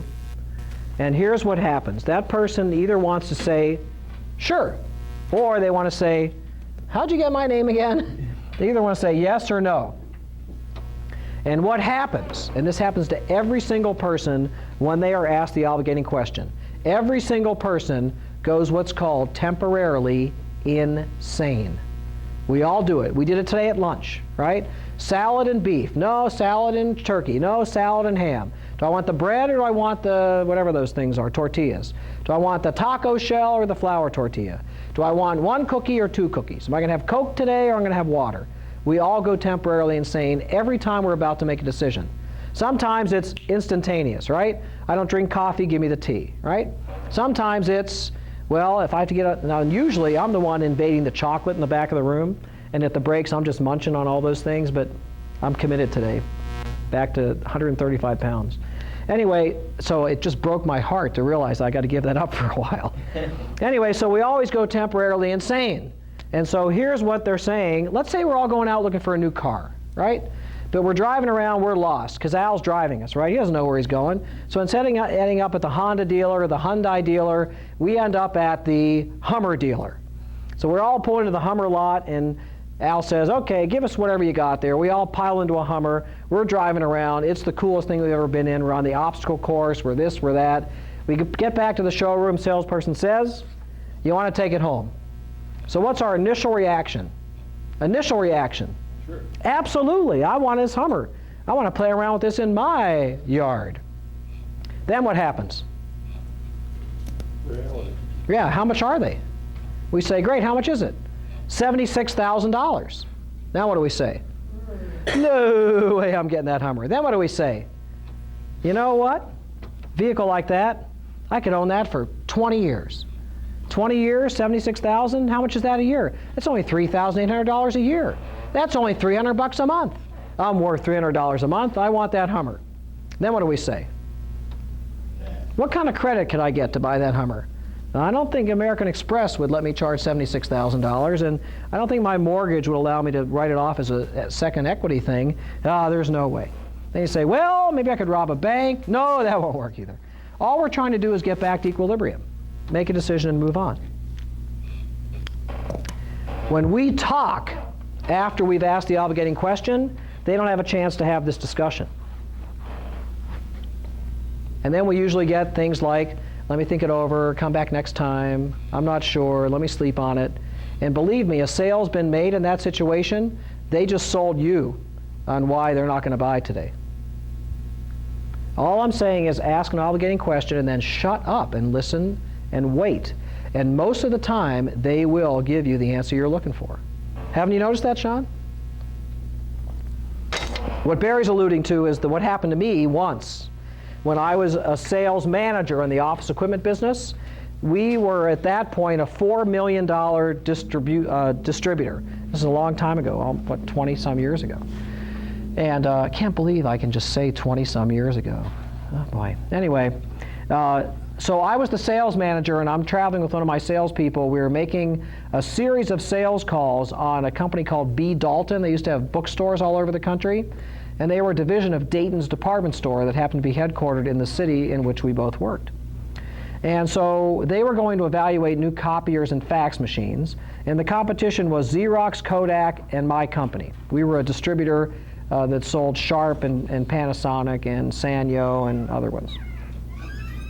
So we got through all the different, different levels of screens. Now it's down to Xerox, Kodak, and us. And Xerox's final presentation was Wednesday. Kodak's final presentation was Thursday. Our final presentation was Friday, 3:30 in the afternoon. They had trialed all the equipment. They knew what the numbers were. It was basically the final appointment. Jack and I, that was the salesperson's name, we're in the car. We get over there, we sit in the parking lot, I say, okay, Jack, let's go over what we're going to do, let's go over what we're going to say, here's the final numbers. At some point, after they ask questions, we ask questions, at some point, everything's going to be on the table. It's going to be time to ask an obligating question. And we're not going to leave that office until we find out where we stand. Let's role play with some examples of obligating questions. Well, Esther, are you ready to place that order today? Great question, Jack. What else? Well, Esther, now that you've seen everything, do you think we're the best solution for your company? Great question. We play all these different dialogues. I said, Jack, the signal will be, one of us will ask an obligating question, we'll turn to the other person, and we will smile. Got it? Got it. We go up there, we have our discussion, she asks a couple of questions, we answer them, we ask a couple of questions, she answers them. There's nothing more to talk about. It's now about 4 o'clock, 4:15 in the afternoon. Jack looks at Esther and says, well, Esther, what do you think? And then he looks at me and he smiles. Esther, what do you think? And he looks at me and he smiles. So I thought, all right, there's the obligating question. It's pretty weak. What do you think? Well, I think it's late. I think I want to go home. I think I'm hungry. I think I want to go out with Jack, whatever. I mean, she just stares at us. We stare at her. And I said to Jack, Jack, nobody's going to say a word until she says something because that's the way we do business. So it just so happened she had a clock behind her desk, kind of like that one. And she's not saying anything, I'm not saying anything, Jack's not saying anything, and slowly you can see the smile on his face kind of start to freeze there, and then slowly fade down to neutral. Now it's 25 seconds, 26 seconds, 27 seconds. He's not going to say a word because I'm going to kill him when we get back to the car. I'm not going to say a word because what? I'm the manager. I teach him all this stuff. And Esther, where's Esther? She's temporarily insane, right? She's saying, okay, well, Xerox, national company, Kodak, national company, DC Hay Company, local distributor. Now let's see. Xerox is so many billions of dollars, Kodak so many billions of dollars. This is a $4 million company. I'm sitting here looking at a $1.1 million order. This is 25% of this company's annual sales. Well, I checked out their references. They seem pretty good, because we've given them great references and all that. 31, 32, 33, nobody's saying a word. So I say, I am going to look busy. So I start going through my briefcase. I'm an important person. I'm a sales manager. I've got things to do. Well, nobody's saying anything. Meanwhile, Jack is now staring at the floor. He doesn't know what to do. Esther is just kind of looking around, and finally, about 45 seconds into the thing, Esther bursts out laughing. Not chuckling, not smiling. I'm talking about belly laughs. We're in her office, and she's, laughing. Not hysterical, but almost. So now, what do you think Jack does? He starts laughing. I start laughing. We're all laughing. Oh, 51, 52, 53. Nobody's saying a word. I'm watching the clock approach a minute, and at about 55 seconds, actually it's 57 seconds, she picks up the pen, her pen. She's got the purchase order right in front of her, and she says the following 4 words. She says, "Oh, what the hell." Oh, what the hell, and she signed the purchase order. Oh, what the hell, and she signed a $1.1 million purchase order. Jack, you could just watch, he just went, because he did not want to hear it from me. What do you think? Yeah, it was a big deal for me. I mean, I'm one step removed because, it's his commission. But, I want to go back to the office with that order, too. The largest order we had ever written in the history of the company was maybe 100,000, maybe 90,000, back then that would have been, 9 really expensive fax machines or 90,000, that would be more like, 100 really nice fax machines. Anyway, so we got the order and left and everything was cool. But the thing is that we practiced what we were preaching. And she had to have that discussion in her own mind. Can you imagine what it would be like to wait a minute or 57 seconds for somebody to answer your question? It seemed like an eternity. Now, in your business, you're not going to have to wait a minute. You know what I mean? It's 5 or 10 seconds max. Not that, well, you know, it's a big deal. If you had $1 million order for brooms, maybe it would take them an hour to think about it, or a minute. Okay. Can we break for a second? Yeah, that's right. Good idea. It's 7 minutes after. Let's take an 8-minute break, come back at 3:15. If you come back at 3:15, I'll promise to get you out of here by 4. I am gonna leave. Keep talking about your product. That's right. So many times people, you know, you say, well, will that save you time? Yep. You want one? Yep. And then we just start talking again. Instead of just shutting up and writing up the order, oh yeah, it's a great product. You know, in fact, Ralph down the street just bought 2 of them. Ralph? I hate Ralph. Anything Ralph buys, I'd never buy. You know what I mean? So when they say yes, thank you, start writing up the order. When they say no, what's our response? What if they say no? What's your response? Would you like me to build one of those for you? They say no. What do we want to know? How about why not? Well, I was going to say the reason why not. There you go. We need to ask them why. If we've approached them the right way, we've got the rapport, we've got the right product, and all those things, we need to ask them why not. It's pretty simple. And then the final thing, maybe. If they say maybe, it's on page 53. Well, let me think about it. Now, you're not going to be back there for 3 or 4 months. You going to let them sell you on coming back? No. What do you say? Let me think about it. You say, that's great. What do you want to think about? Let me talk it over with so-and-so. That's great. What are you going to talk about? Sometimes it's just reflex resistance. And our job is simply to get them. Come on in, Maxine. You guys are still in training, right? Finishing up? Yeah. Mm-hmm. I'm just going to run away and just sit for a while. Oh, okay. You can join us. We're going to have nap time in a few minutes. That'd be great. The fact is, all those maybe responses, let me think it over, let me get back to you, let me sleep on it, it's just a bunch of what's the word? Thank you. I'm happy you're here, Maxine. Just a bunch of nonsense. Because all we're really trying to get them to do is say yes or no. Those are the responses we want. So if they say, let me think about it, that's great. What do you want to think about? Is it the product? No, I love the product. Is it the bracket? No, I like the bracket. Well, what is it? Well, you know, it seems a little expensive. Well, then you have to know how to handle expensive. When you talk about anything that's price resistance, is something that Brian asked earlier, it's really not that complicated. You look at page 55, and you're going to say, Warren, this is so simplistic, but it is very, very easy. If they say the price is too high, the first response, and this is after the first paragraph on page 55, you say the same words back with a question mark at the end. I can get a broom like that for $52. I mean, for $5 less. You can get a broom like that for $5 less? All you do is feed the exact same price objection back to them in a question form. And what that does, instead of you having to defend the price, what does it do instead? They have to defend the price. Your price is too high. Oh, really? My price is too high? And now that gets to the second comment, too high in what respect? To what am I being compared? Now, there's nobody else who's a Harper distributor that would be calling on that very same person, true? Is that true 99% of the time? It's not true. Not in my territory. Oh, okay. It's usually true, though. Usually it's true. So it isn't like we're comparing apples to apples. There's some different competing offer. And then you got to get to just how do you mean? In other words, how high too high is the price? And you have to get them to defend the price difference. And then you basically have to sell the difference. So for example, what would be a product that we would be compared to on a price basis? I mean, were you talking about your battery business when you raised that, or are you talking about your Harper business? Harper. Give me an example. Really, Everything? everything. Okay. Your market is price driven, you think? Price sensitive? Well, we've got our loyal customers to Harper, Mhm. so they understand. Mhm. They don't worry about the price. Okay. But when we're introducing it to a new prospect Mhm. or a customer that we've already got, we're just trying to get Harper in there. Mhm. They see the pricing. We hear the same thing every time. And that is? They're proud of their product.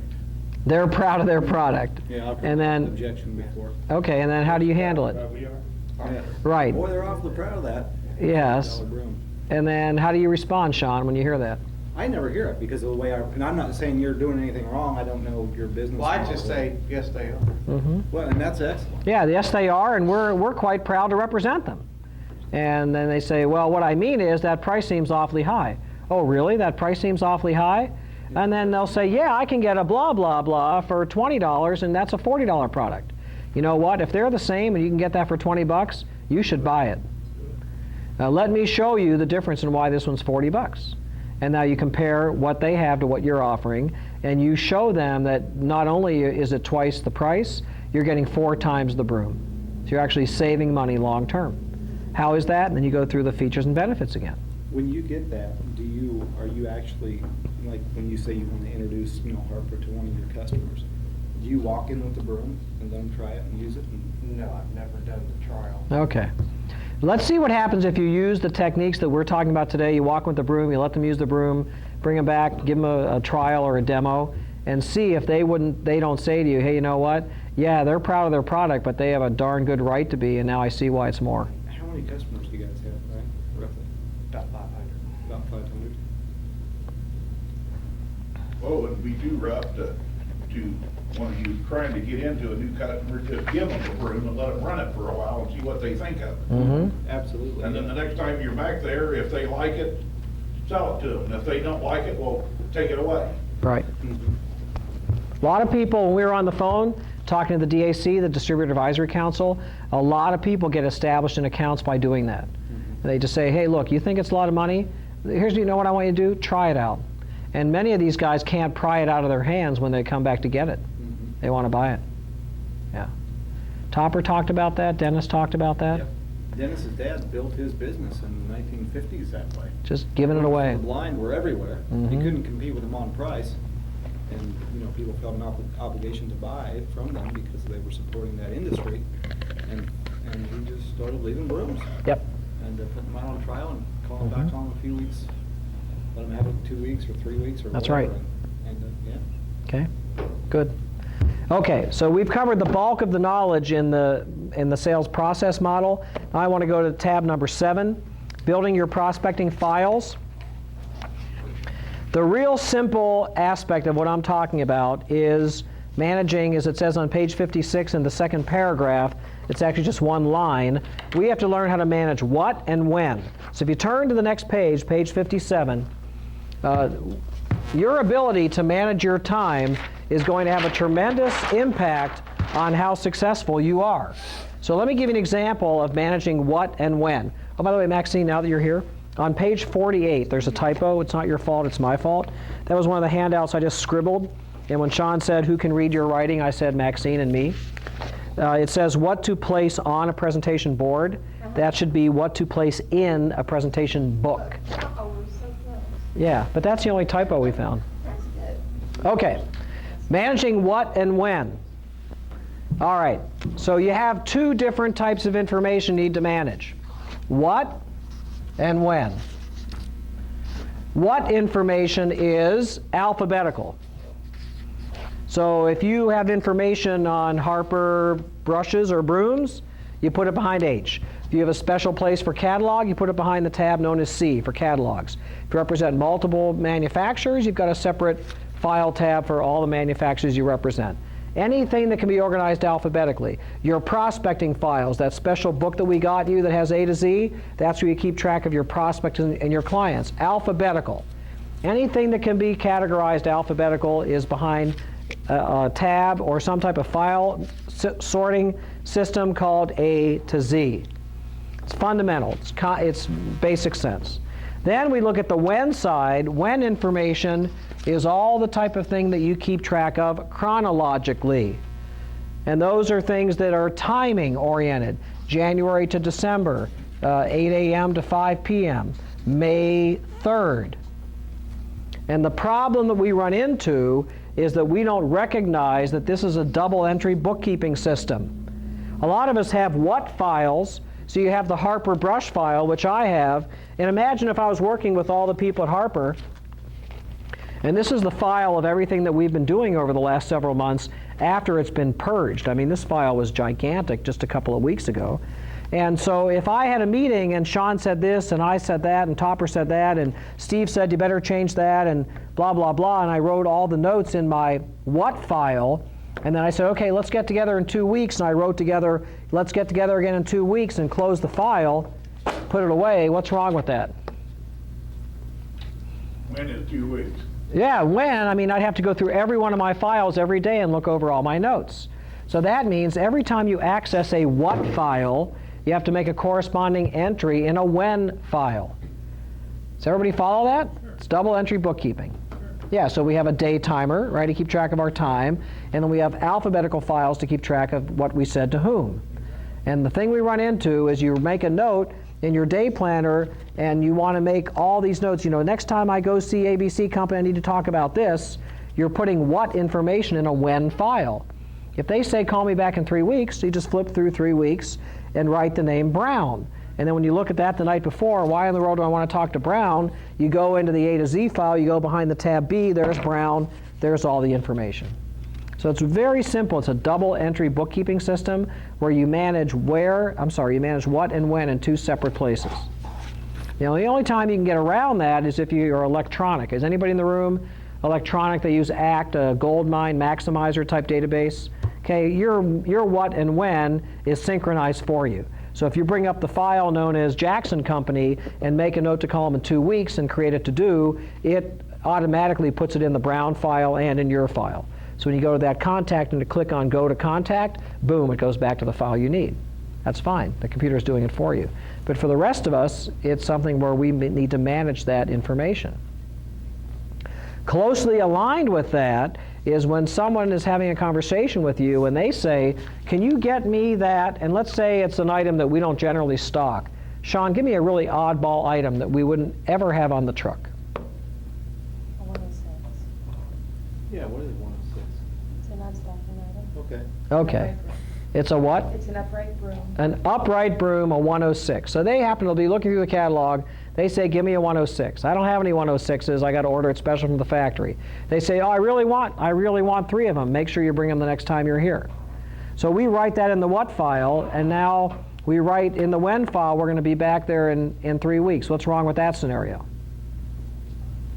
We might forget. We might forget. We have to have some way to keep track of all those promises we've made to someone. So we need one of those, what's called a prioritized to-do list. Some people just keep it on legal pads. They check it off as they go. They purge the list, make a new list or whatever. Some people use the diary section of their Franklin Planner to keep track of all the promises they've made to other people. The point I'm making is that one of the things that differentiates you from the average salesperson is when somebody asks you to do something, you have a way to take a note, to make a record, and deliver on that promise. And so many salespeople lose all the credibility they have. It's called dent in forehead syndrome. Dent in forehead. You've had it, huh? I've had it, Al, too. Where you go back 3 weeks later and they say, where are the number 106s I asked you for? Oh, I forgot to place the order. I know you told me, dent in forehead. So we have to avoid dent in forehead. If we're the type of company where they say, can you do this? Can you name that tune in 5 notes, like an old TV show? Yes, I can name that tune in 5 notes. Our job is actually to go out there and name that tune in 5 notes. So that's a very simple way of talking about what and when. You use a pocket day timer, right? Is that what that is? I've got a desk one too. Okay, desk one. What do you use, Al? I have a big day timer. Okay, and you can organize all the diary information and the calendar information in the same place, Yes. and then you'll use that corresponding with that A to Z file folder that we I have created. the file carry also. There you go, perfect. So you can adapt the forms that are in that book that you have at your hotel, and just 3-hole drill those and put it right into your day timer. Okay, what do you use, Ron? Yellow notepad Yellow notepad. Okay, and what do you use for a calendar? for calendar. Mm-hmm. I've got a book that I write down where I was every day, write down the name of the towns that I were in every day, and put a date on it. And then as I come back through them again, I cross it off. So Okay. I keep track of where I was. And then how do you know where you're going to be 3 weeks from now or 3 months from now? Well, because I can look down and see I just keep making the same round. Oh, okay. Same order all the time. Got it. Alrighty. So you're working your territory by route, so to speak, and then there are places you go every 3 weeks, places you go every 3 months, places you go and all that. Well, primarily, it's all the same thing, because almost all the towns I have are all the same size towns, and so I've got 40 counties that I travel. I just park Okay. one and just go clear around the whole thing. Got it. Alrighty. Now, I go back and forth through it, and sometimes somebody might call me, hey, I need this, and so, well, I'm gonna be over where I can come by there next week, Right. so I'll bring whatever you need. There you go. So as you get to contiguous counties, then you can make excursions into the other ones to offer products. And if you're going to be not there for 3 weeks, they need it sooner. Do they object to paying UPS charges to get it there, or don't they? A lot of times they wouldn't. It depends on what it is. Okay. Most of the time you'll say, I can get it to you, I just need to charge a couple bucks for shipping, and they say what? Fine. Yeah, okay.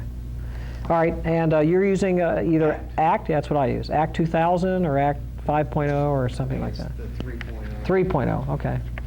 That's a great program. It really helped. Do you like it? For us. Yeah, that's what we use. Sean, you use what? Well, I used to use little 3x5 note cards, Mm-hmm. and then a notebook and my little day planner. Okay, But cool. now that I'm only out in the field 1 day a week, I use Maximizer because I'm here and I can organize it. There you And go. I'll tell you what, that is just, Isn't that I great? mean, we're going from $300 and $500 days to $1,500 days. Yeah, I know. It's just because of the simple follow-up that you can do. Yes. By phone, prior to calls. Yep. In advance, it's just incredible. Yeah, I would agree with you. If you want more information, talk to Sean or get Brian's phone number. I'm sure they'd be happy to help you. Automating to like an ACT or a Maximizer Goldmine, it's an amazingly agonizing couple of weeks to get it all converted. But once you're converted, it's the greatest thing. Yeah. I converted my business to ACT about, I don't know, 6 or 7 years ago. Okay. I got Sam. One guy, Warren, you haven't met him yet. You will at the sales meeting, if you're here at the national sales meeting. But he has actually taken that one step further. He's got a laptop and a printer in his new truck. Oh, I mean, everything that's there. He's yes. entering it right there as he's talking to the customer. And then prints the invoice and hands it to him right then? Yep. Yeah. Yep, just like Snap-on tools. That's very cool. He's got an 18-foot, what would you call it, like kind of like a step van. Yeah. Yeah, and I think, yeah. And to answer your question, I think I have been invited to come again to the national sales meeting. Okay. All right, so if you look at the next page, 58, it's just examples of, I just put some daytimer pages in there just to trigger your memory to use a daytimer Franklin Planner. And then you'll see on page 60 that sample form that's in that notebook you have. This is a great form that Maxine and I designed for you. It looks very simple. It's amazingly powerful. Item number down the left side, date along the right. You've got 12 months or 12 circuits worth of history. You can look down the left as you introduce new items. You can check their inventory. You can help them manage their inventory better. It's a really slick little tool. You could probably automate this, Brian, and get into an Excel spreadsheet pretty easily. So this would be like a customer contact sheet? That's exactly right. All right, so that's all I'm going to say about that. On page 62, this is the best way to be a self-manager. And a self-manager is that person that is a self-starter. They know how to manage their day. They know how to maximize it. And I've studied lots and lots and lots of these systems over the years. I've trained. I used to literally do daytimer training for salespeople where I'd spend a whole day in their office. This is a long time ago when I first started my business. And I would reorganize their entire office, A to Z files, get them order a Franklin Planner, a daytimer, help them set it up. And these are the 5 steps that I walked them through to make sure that they were going to get the most efficient use out of their time. A way to schedule and monitor appointments, whether you use Goldmine, ACT, Maximizer, or a daytimer. You have to know where you're going to be. I mean, even the way you do it, right? You know what your schedule is. You got 40 counties. You know what your route is. You cross it off, circle the wagons, do it again. But you've got a way to schedule and monitor where you're supposed to be. It's called scheduled activities drive out unscheduled. A daily action list, and this is something that Al mentioned before. When you're trying to get going, you're trying to focus on important, not urgent tasks. How do you make sure you don't get caught up in the minutia and do the things that are not that important but urgent? And the way to focus on that is to have a daily action list where you actually look at your goals that you've put together and you schedule the time to make them happen.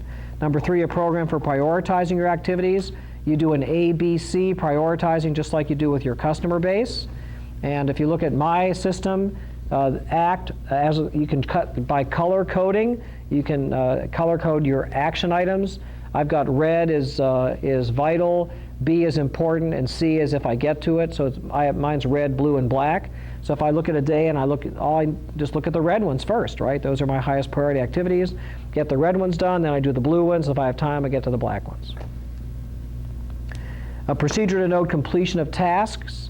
One of the great things about having a to-do list is that feeling you get when you complete them. In ACT, you just click that it's completed. It draws a line through it for you. I'm sure the rest of us just use check marks, and it's just a great feeling. I did that, I did that, I did that. And then a designated daily time period for planning. The key word meaning daily. Daily time period for planning. Whether it's the night before or early in the morning of, you actually sit down. It usually takes only about 5 or 10 minutes. You look over what you said you were going to do yesterday and what got done, what you want to do today and what needs to be scheduled. How does this fit into your overall game plan as far as goals? What commitments have you made to yourself and others? It's amazing how many people, especially in this country, spend more time planning their 2-week vacation than they do planning their entire annual year for business.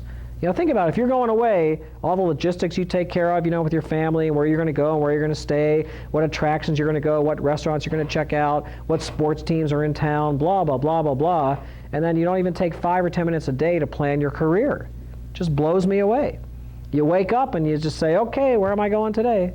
And there's no rhyme or reason to it. So what I'm saying is 5 or 10 minutes a day to do that planning that aligns the goals with your daily actions. If you can do that, and like I said, spend a couple minutes every day working on the important things, you will amaze yourself at how much productivity you can wring out of your day.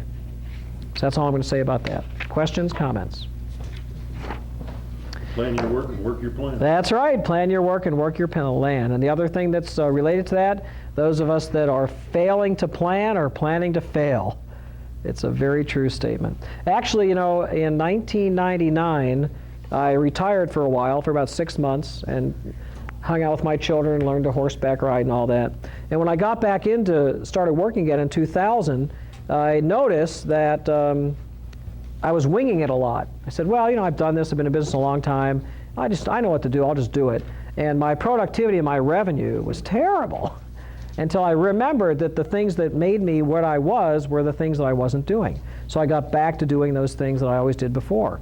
I reoriented. It was the first year, 2000, I didn't have any written goals. Had nothing that I was working on. And it wasn't any wonder I just kind of floated around the whole year. So it was a big, big difference. It was an expensive experiment. And now I'm very goal-oriented and back to keeping goals. I've got 3 overarching goals and 10. I've got 3 visionary type goals and 10 tactical goals. And one of my tactical goals is to finally get my house the way I want it, which is why Maxine's husband's over at my house all the time. Pardon me? I said I can't complain. No, it's good. It's good for him. By the way, well, you're a do-it-yourselfer guy. You probably can do all that stuff yourself. Well, I can't, and so if you ever need Richard, you do-it-yourselfer? You should hook up with Dave. He's great. Maxine's husband's fabulous. Okay, page 63, ideal sales call planner. This is just my idea about a way to plan a call. Now, you look at all those different things, warm up the call, recap the last call, service, what's new.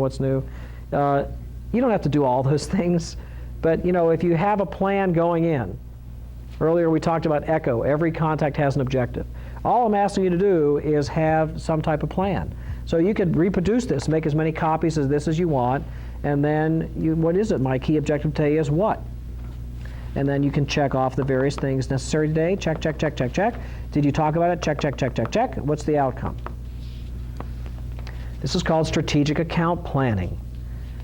And if you do it, you will accomplish more. There's no doubt. So that's what that form is on page 63. Maxine, you did a great job of getting it all on one page. Thanks. Okay. You almost done? You almost out of energy? Attention span? We're almost done. Okay, sales goals. This was something that we had Jerry take a look at and give it to us. We're just looking at if you wanted to earn a certain amount of money, it's a way of breaking it down. If I want to purchase $100,000, sell it at X number of percent, That's $222,000 gross income, less purchases. Here's how much I'm going to make. Here's how many sales I need per day, per week, and here's the way it's all going to work out. And that's based on 2,000 hours per year, which gives you plenty of time for vacation. It's just another way of looking at your business.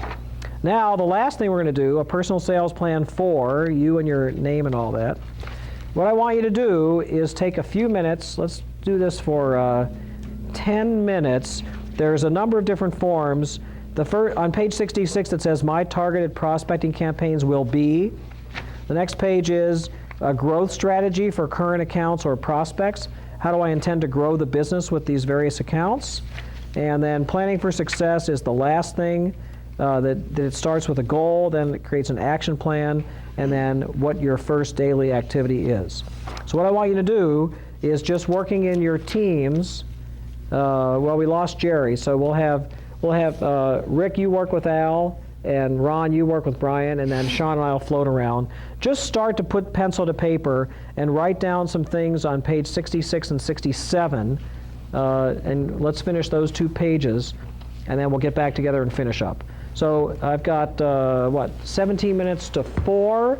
Let's work on this for about 7 or 10 minutes, and then we'll reconvene and close things up.